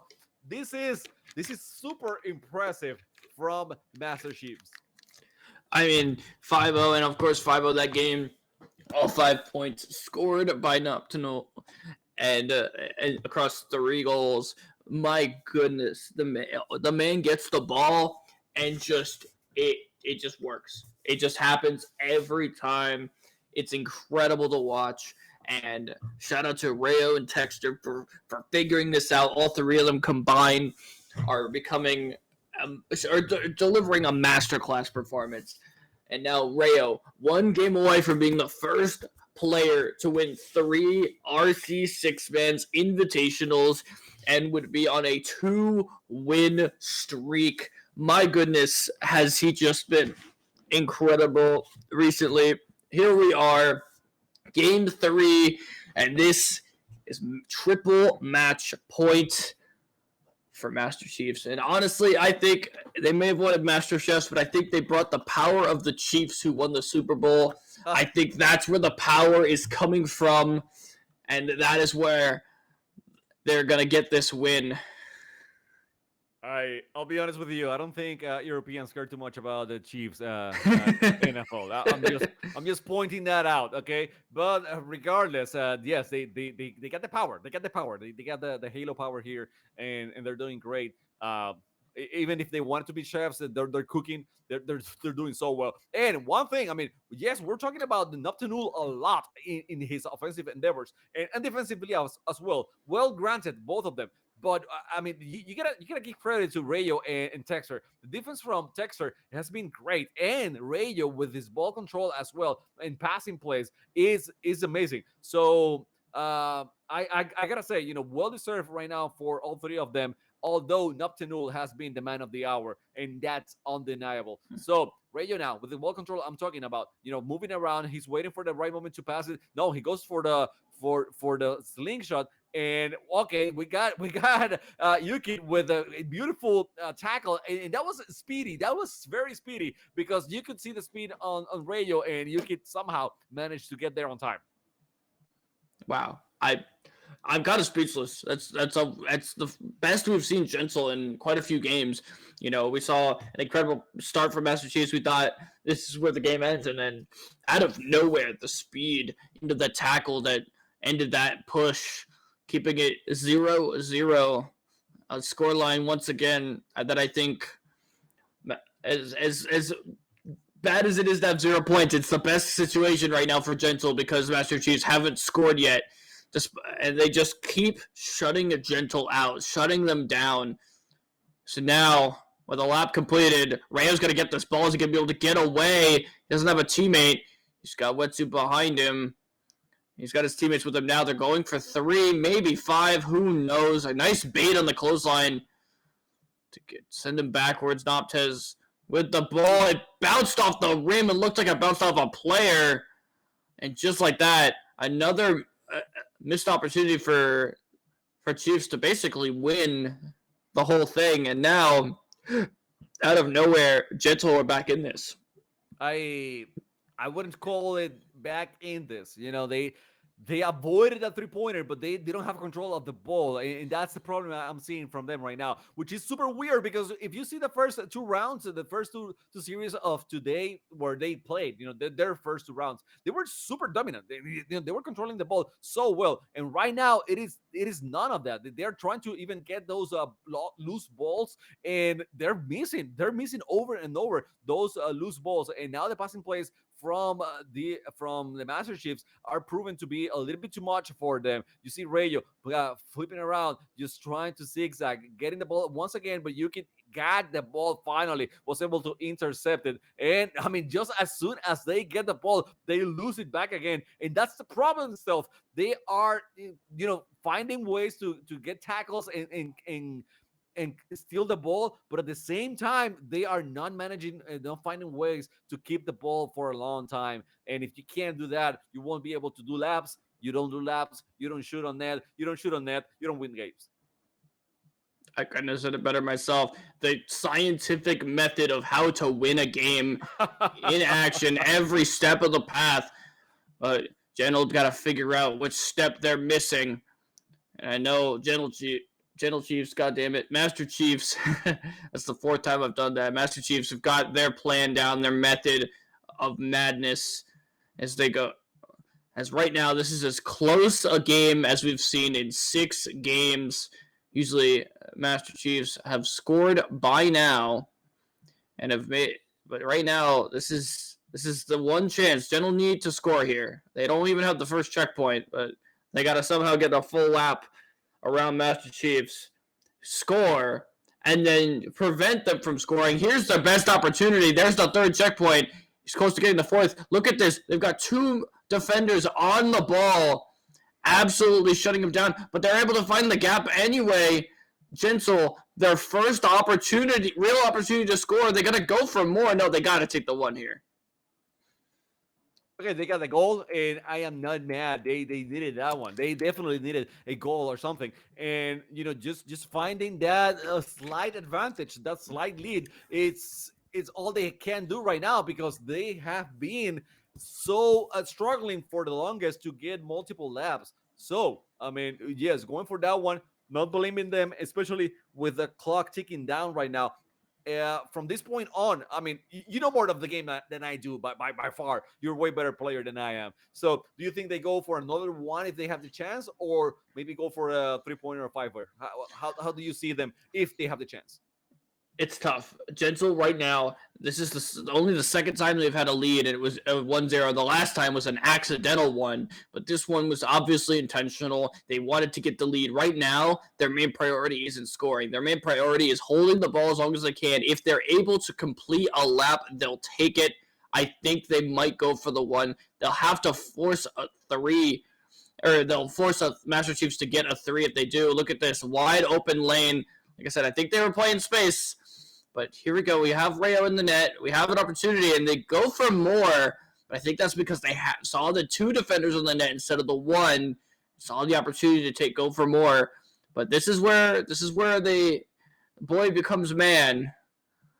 And they have to get something here. They got to keep going. There's the momentum. They're going for it all. This is the opportunity they were looking for. We're going to the final minute. They don't even have to score this. They could play tied. They could play slow. And Master Chiefs know this, and that's why the defense is kind of scattered. The ball, it's loose. They're able to get it. Wetsu able to pick it up. All 3 laps completed. The 5 is open, but 2 defenders chasing the ball. One heads back to net. Look at the defensive rotation. The second Rayo goes back to net. Noptinol comes out, and Rayo is on the ball. A huge deny. And even though they're still down 40 seconds, Master Chiefs still need to score at least 1 to keep this series, to end it. But right now, Genoa are in a place where they can keep this series going. Yeah, that dive, that demon dive from Dennis to actually get the hit and steal the ball was huge. For Gentle, and now they are just controlling the ball as you mentioned before. They're playing time. They are not going for the shooting into the net. They don't care about checkpoints. They just want to keep control of the ball, and they're doing so with Dennis and Yuki. Those are the best 2 ball controllers that they have. They set it up with Waitsu, and Waitsu now he just had to move around and just waste time as much as he could, keep the ball in his hands. He did perfectly, and now finally we see Gentle showing signs of life with only 1 point goal. That's all it took them, but they were so much more solid on the defense than before, that they were able to keep the Master Chiefs with no goals of themselves. We have another game. Can we see the beginning, the awakening of Gentle? Is it? I mean, it would take a reverse sweep to do it, and a magnificent one at that. I mean, they looked so poor in comparison. I wouldn't say they were necessarily playing bad. It's just how good Master Chiefs are playing, and this is the first we've seen. I mean, we haven't seen them win against Master Chiefs since the first match of the day, or second match, sorry, but the first round. And I don't know, maybe they figured something out, but it was definitely a matter of time. That clock is their friend. They have to drain that clock. As soon as it gets late game and it's tied, that's when, the team needs to just get that 1 pointer. We can see both of these teams finish a lap quickly, but then get shut down multiple times in the first 3, 4, 5 minutes. But it's those last 2 minutes that if you get shut down for the 1 pointers, that you start to scramble. You start to be like, we need something. If you can't get a 1 pointer in the final 2 minutes, that's where your team's just not able to get something. That's where you're gonna lose. Well, Stealth, we got here game number 4 on the finals, on the second grand finals, on the bracket reset. So let's watch it here. Let's see if Rayo, Texer, and Noptanul are going to be able to do more of their traditional, their characteristic offense that we have seen so far, or if it's it that Dennis and Yuki and Waitu have been able to figure out a better defense and a slow burn offense, because I think that's it. That's what I can call it, right? It is like a slow burn offense. They are not uh, managing to get multiple laps, but they are controlling the ball a little bit better, slowly, time after time. They're controlling the ball a little bit more, and they're finding ways to open up spots eventually. As you mentioned before, they might have to wait until those last 2 minutes and go for that shot, and when the time is just running down very dry. But even then, even if they do so and they don't allow scoring from Master Chiefs, then they're gonna have a good chance here. Um, if you can tell me, what are we waiting? I mean, if something is going on, or No, should we do it? I'm hearing on the back end. We apparently needed a break because Rayo needed to eat a banana. I wish I was kidding, but we are about No, to head no. into the If next match. if he's diabetic or something, hypoglycemic or something, he might need um, I mean, whatever, right? I mean, it's just a minute. It's just eating a banana. That's fine. That's fine. I'm not gonna argue with that. They have been playing for quite a while right now, and he might be getting hungry, so that's fine. Let's. I'm glad that was just the case and nothing else. Like nothing super serious. If I mean, Of it course. might be serious if he doesn't need it, right? But You know what? You've opened my eyes. I thought he just was like, oh, I need a 2 minute break between games, talk with my team. I'm just eating a banana, but that's fair. We want our players in top condition. Of course, they need to be if they're going to win the grand finals. We're now in Dragon Temple Game 4, as we now see Gentle maybe with a bit of a momentum shift, as they will need to play another 7 minute game to get this. I think they're going to need that whole 7 minutes. I don't think they're going to be in a position where they're able to score 5 or more before that clock runs out. They're not, well, as I say that, they get a really quick lap. Maybe they're able to mhm. keep this momentum. Look at them fly. Wetsu not able to get there, but Dennis almost got the pass off. You can't, and then immediately stopped. That's risky, but I don't blame them for not taking the one early, because right now they just need to burn as much clock off as possible. That's fine. I mean, not taking the one, it's fine, and they are in a position where they want to test how fast they can play this time around, right? Beforehand, again, in the first two series, they were super fast. They were looking around, and it's not like fast in the way of completing laps every single time in 15 seconds.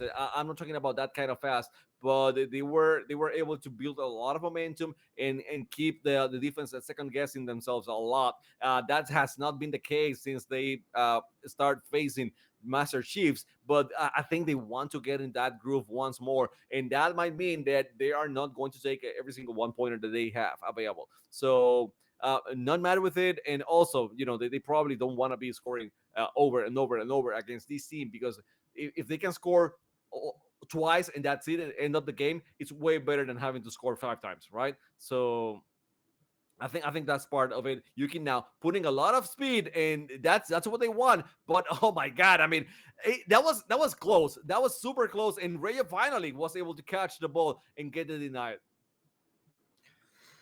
Rayo now gotta get something going. This is where the Master Chiefs really need to pick up the pace. That we've seen them win the games by getting an early 3 pointer and just holding Gentle off. They're able to hold the both teams. I would say are great, fantastic, even at holding the other team off from scoring. And immediately point proven by UK.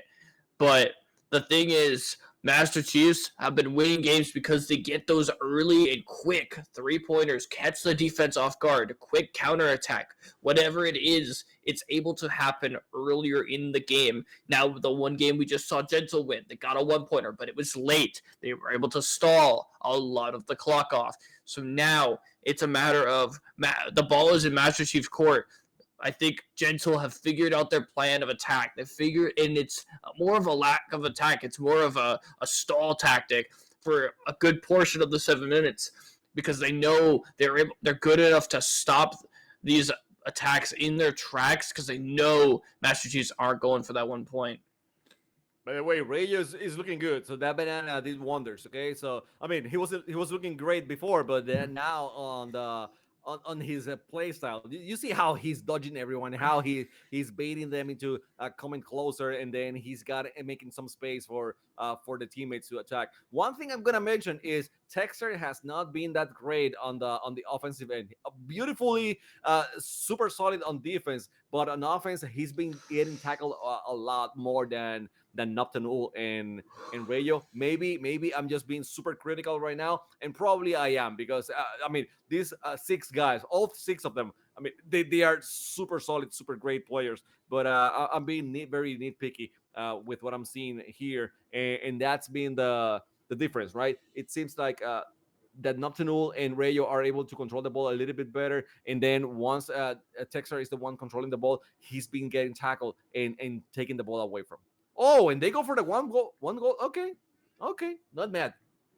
Final 3 minutes. I mean, we're getting close to that 2-minute mark, but maybe a little earlier than we expected. But this is exactly what Gentle need. They need that 1 pointer. Now is where they play that clock. When they know Master Chiefs are going to pick up the pace, they're going to start moving that ball around as quickly as possible, and they're forcing them to do this because now they have a better chance at reading them on defense, and that's exactly.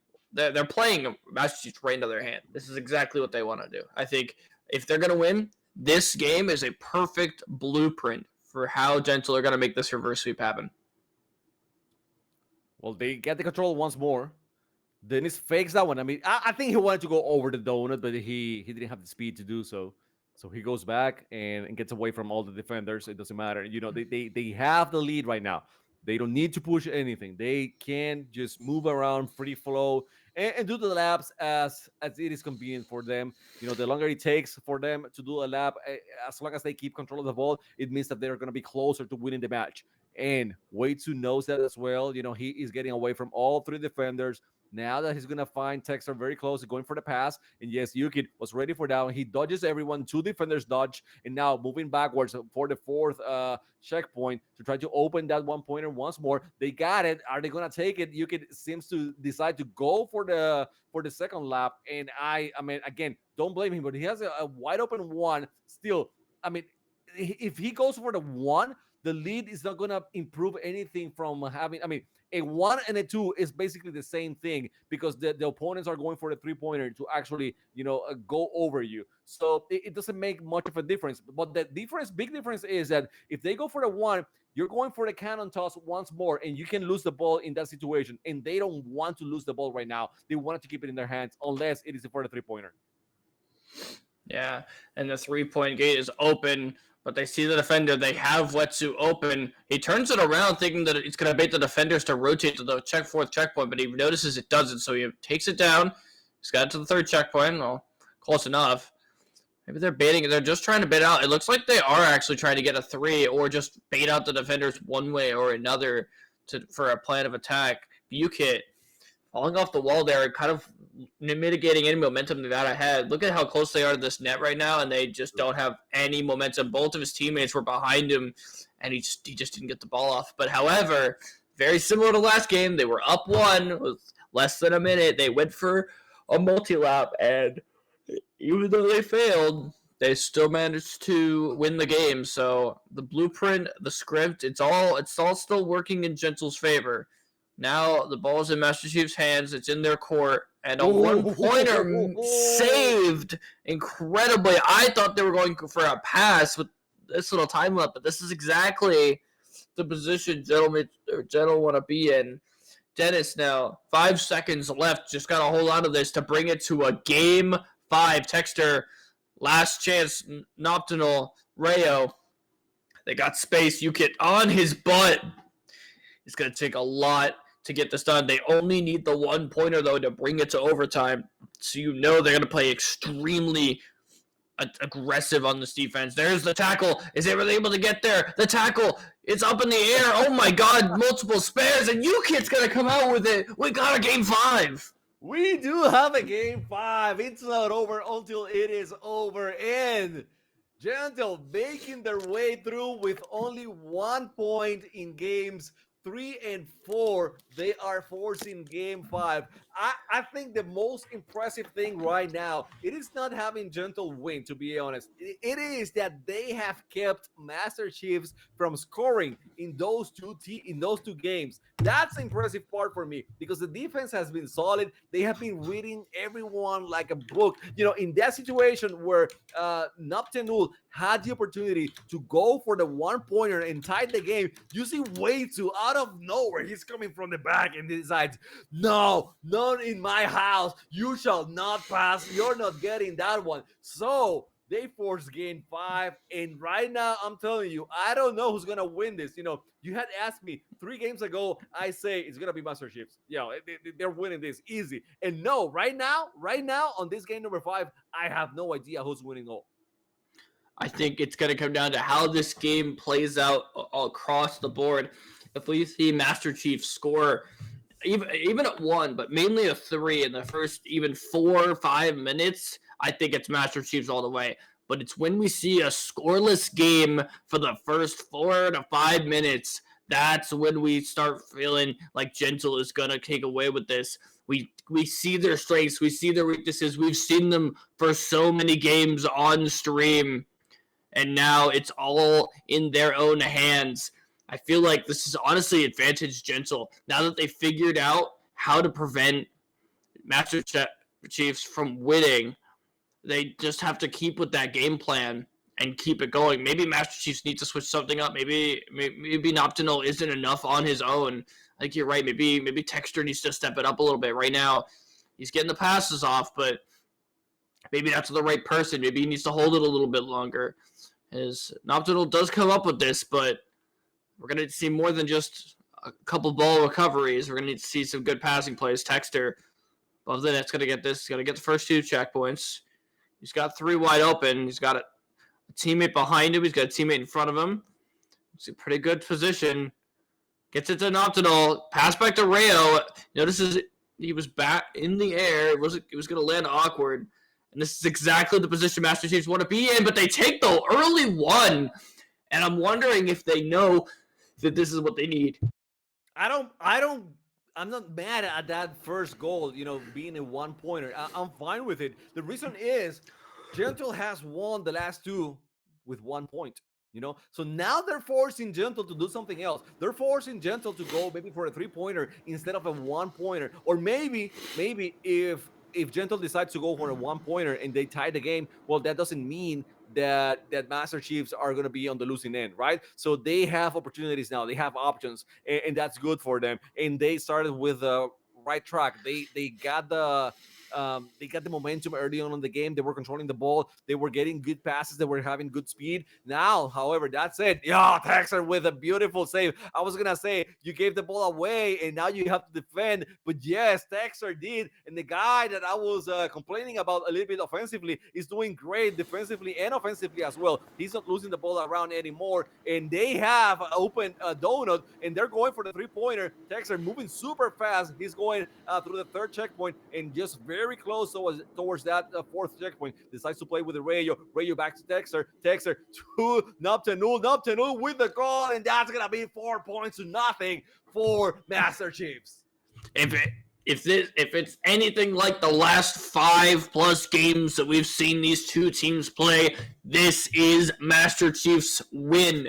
Gentle have to play out of their minds to change the script. It is in their court 100%. We've seen them just play the defense, try to stall the clock, and win by 1. Can't do that anymore. Need 5 points. Can't just get a 1-pointer here. They need to somehow complete not 1, not 2, but 3 full laps without losing possession and still manage to score on the Master Chiefs in order to win this, and that is a very tall task. They do have 4.5 minutes to do it, but my God, if I don't know what the Vegas odds are, but I feel like it's 99% in favor of Master Chiefs right now. Yeah, and they have been able to do 3 laps before in the series. They do, but at the same time, when they did it, they were not able to score. So they haven't been able to score off those 3 laps at any given time against against Master Chiefs on the grand finals. They did it before. They did it before the grand finals. They did it still, and they are on their way. I mean, they are about to get that third lap. I mean, Oh start the boy. third lap. They're moving around very well. I mean, that synchronization is top notch. The passing is good. You can catch that one. He decided that he wanted to play with weight too because he was scared to get a tackle. Now moving forward, still on the ball, back and forth. Waits with the ball. He's gonna catch it next. It's gonna be a pass for Dennis. They open it up. They have the opportunity here. They're going for the fiver. They have the height advantage. Way to go low. What is going on? What is that shot? That was the worst shot possible. And now everyone goes for it. And the game comes in. What? I mean, Texter passes back, and Waitsu is able to deflect it and intercept the ball. I mean, what is happening right now? A terrible missed opportunity. It wasn't. If it had been saved, it's like, damn. What else could you do? You maybe missed a shot. He just completely missed the net. A panic shot, a missed shot. Who knows? But a terrible and an unfortunate missed opportunity. But look at them turning this around. They're not phased. They know they have time on their side. They're taken as their sweet time. They need the 5. But every single player in this stadium knows exactly what is needed for Gentle to win this. And now a very quick counterattack. We're going to have to see all 3 defenders try to do something here as Wetsu is 1 checkpoint and a shot away from winning with a reverse sweep in the grand finals after a bracket reset sweep against them.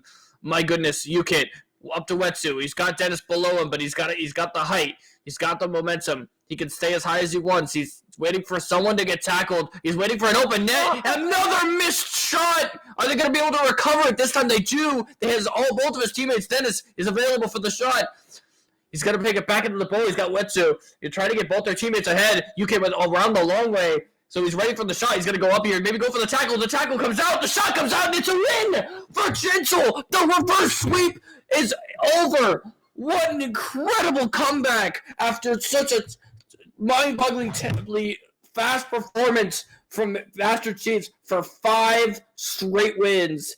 They come back and win 3 in a row. My goodness.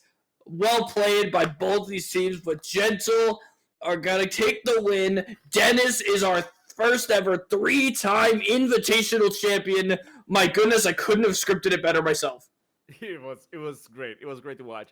My only question right now is, where was this Gentle for the past 5 games? Because we did it. I mean, the way that they were able to complete 5 laps back to back to back, it's impressive. It's super impressive because they missed 2 opportunities and they kept going in to attack once more. But this is something that they were not able to do back in the previous 5 games. I am wondering, what was keeping them from doing this before. However, congratulations, Gentle. Congratulations, Waitsu, Yukit, Dennis. Super well deserved. And Master Chiefs, you were so close. You were so close. You gotta feel. You don't have to feel bad or anything. I mean, it's just part of the game. It happens. But I mean, you guys showed a lot of heart and a lot of determination to actually make a bracket reset happen and take this to game number 5 on the bracket reset. So wow, we have it right there. That is our bracket. That this is the what we have been watching, throughout the whole day. It's been an amazing one. These invitationals, they do have to continue, and because they do have to continue, you saw the announcement that we had at the beginning of the stream, where we're doing a league with 10 teams, prize pool and everything, but we haven't said everything yet. There's gonna be one more announcement. We're gonna take a quick break, set it up for you guys, and when we come back, we're gonna give you all the details of the league.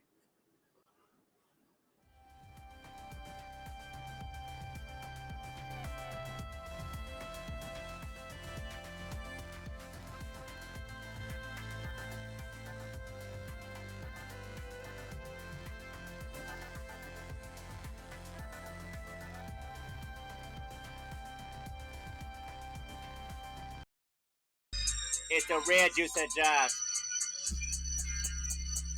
Smoking tonight, roller skating tonight.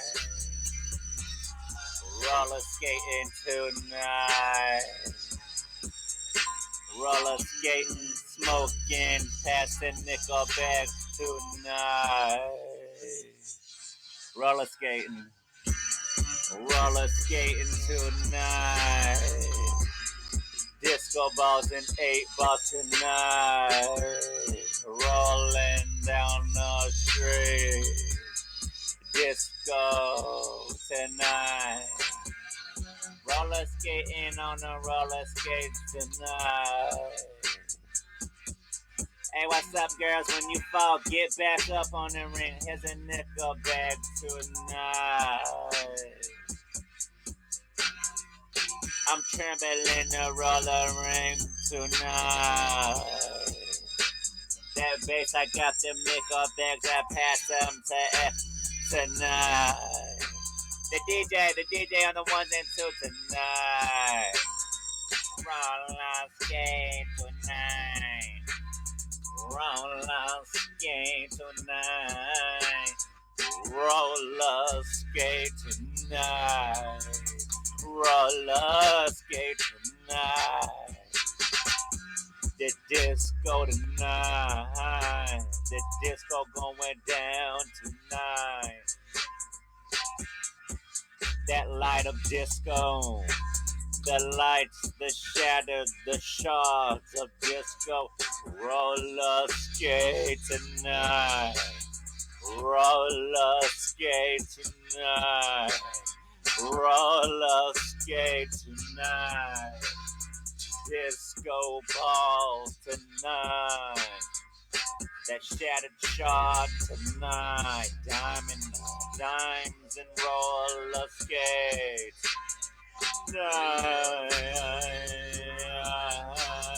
Roller skate tonight. It's a register job.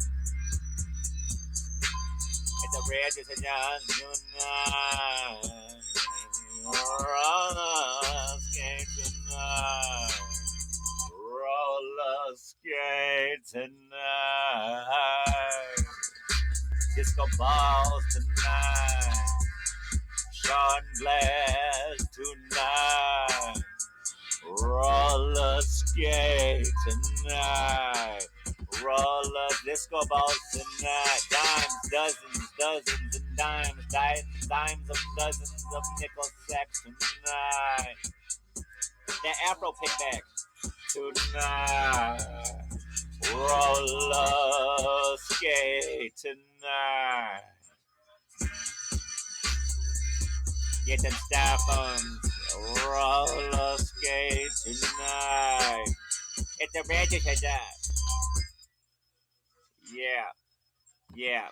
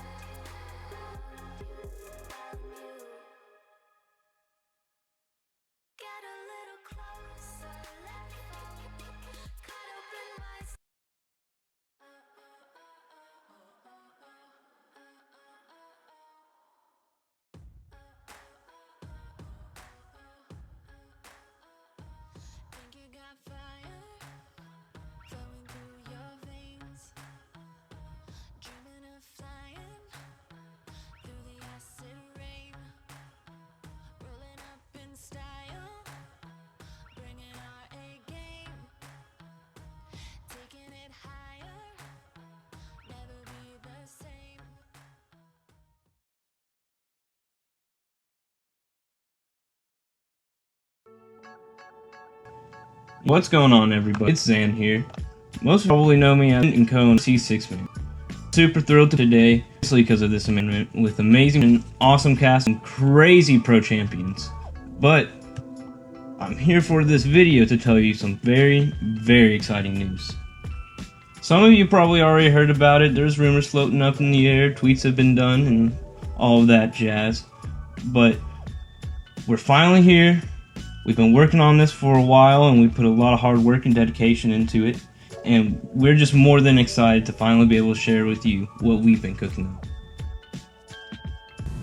Coming up in March, 6mans gets the opportunity to introduce Roller Champions' next biggest tournament, where every region around the world is able to participate.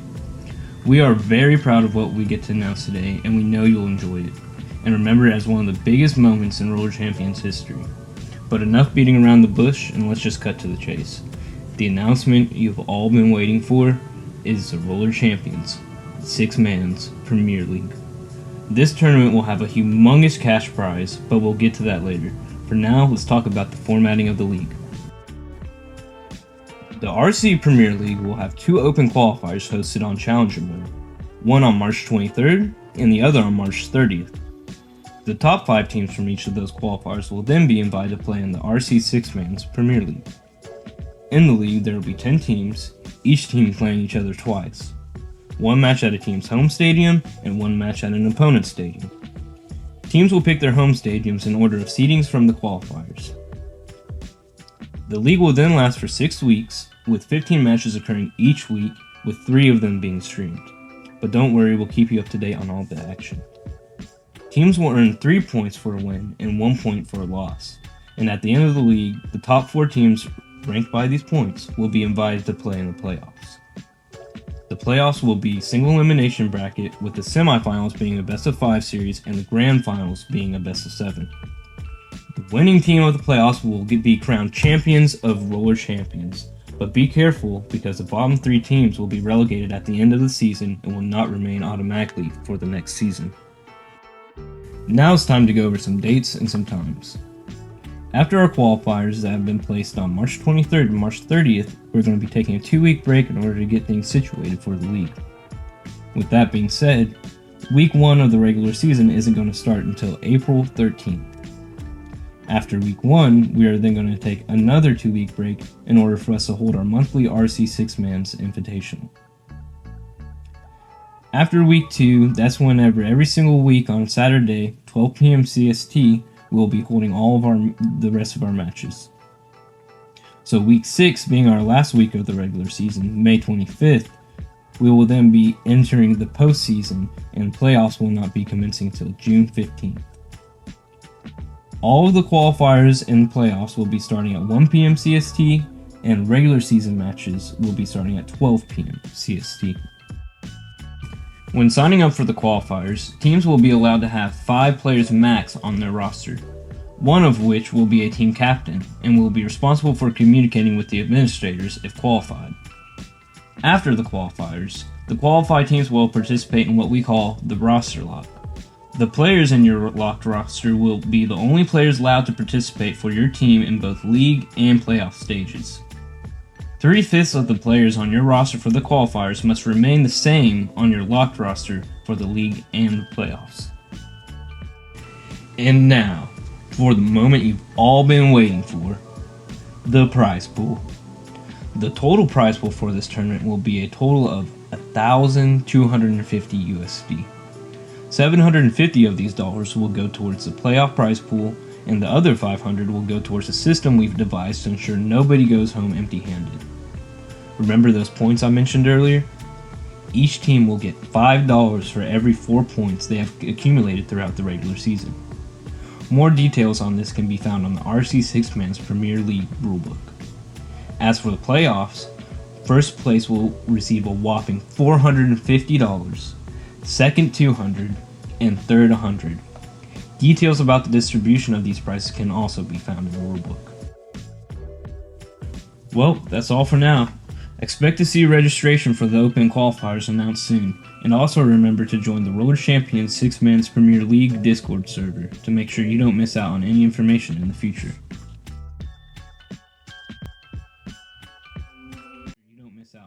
information in the future.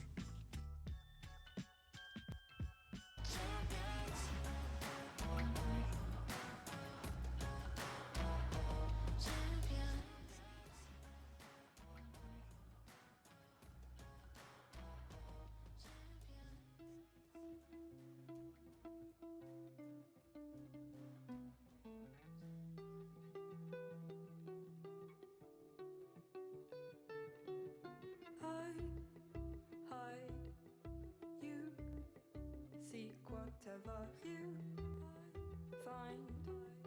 You keep, I can't stay here in the dark. I can keep on my mask, but you're so near, so near. It's got so clear, so clear. It's got so clear, so clear.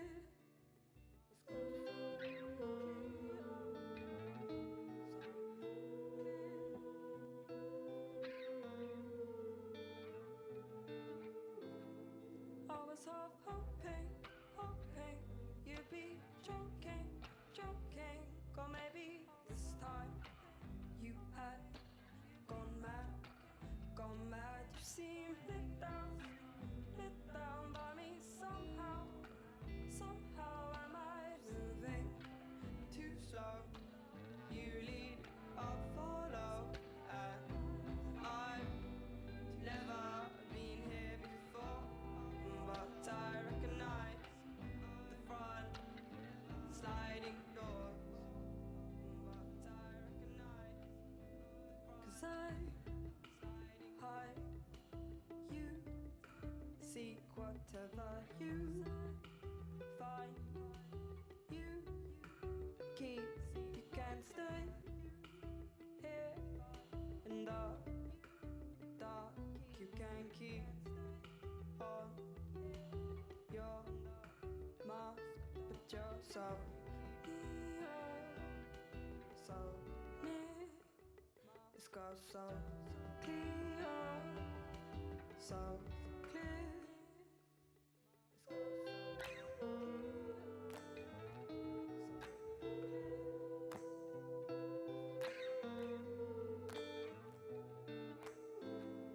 I was half hoping you'd be joking, or maybe this time you had gone mad. You seem lit down by me somehow. Am I moving too slow? You lead, I'll follow, and I've never been here before, but I recognize the front sliding doors, but I recognize the front sliding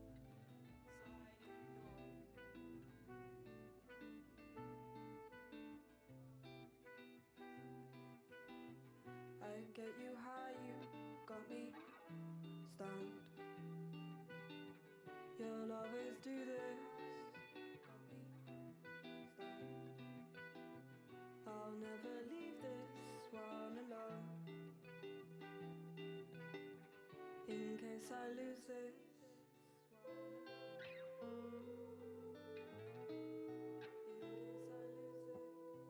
In case I lose it.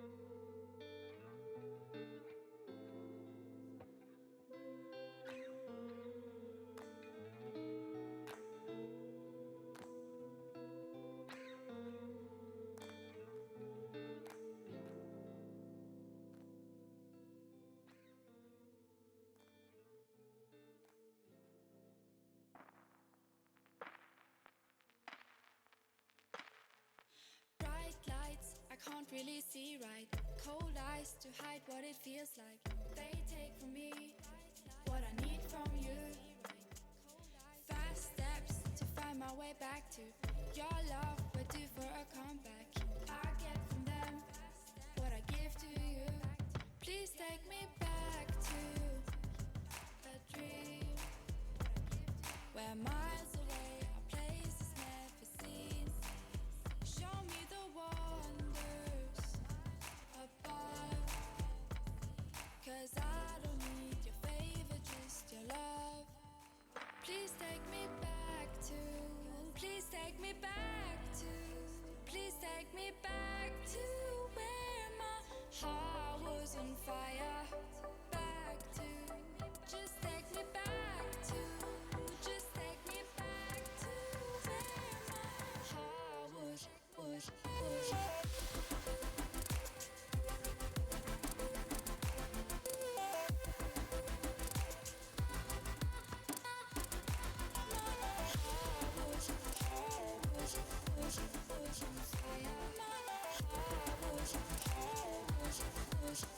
on fire.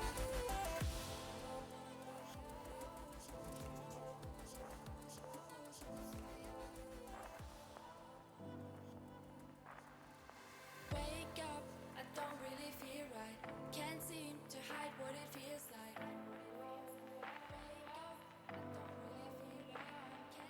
This time it's hard to hold on to your love with all of these flashbacks.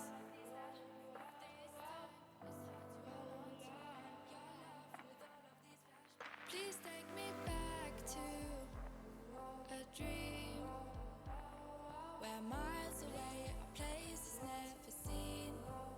Show me the wonders above, 'cause I don't need your favor, just your love. Please take me back to, please take me back to, please take me back to where my heart was on fire. Back to, just take me back to, just take me back to where my heart was.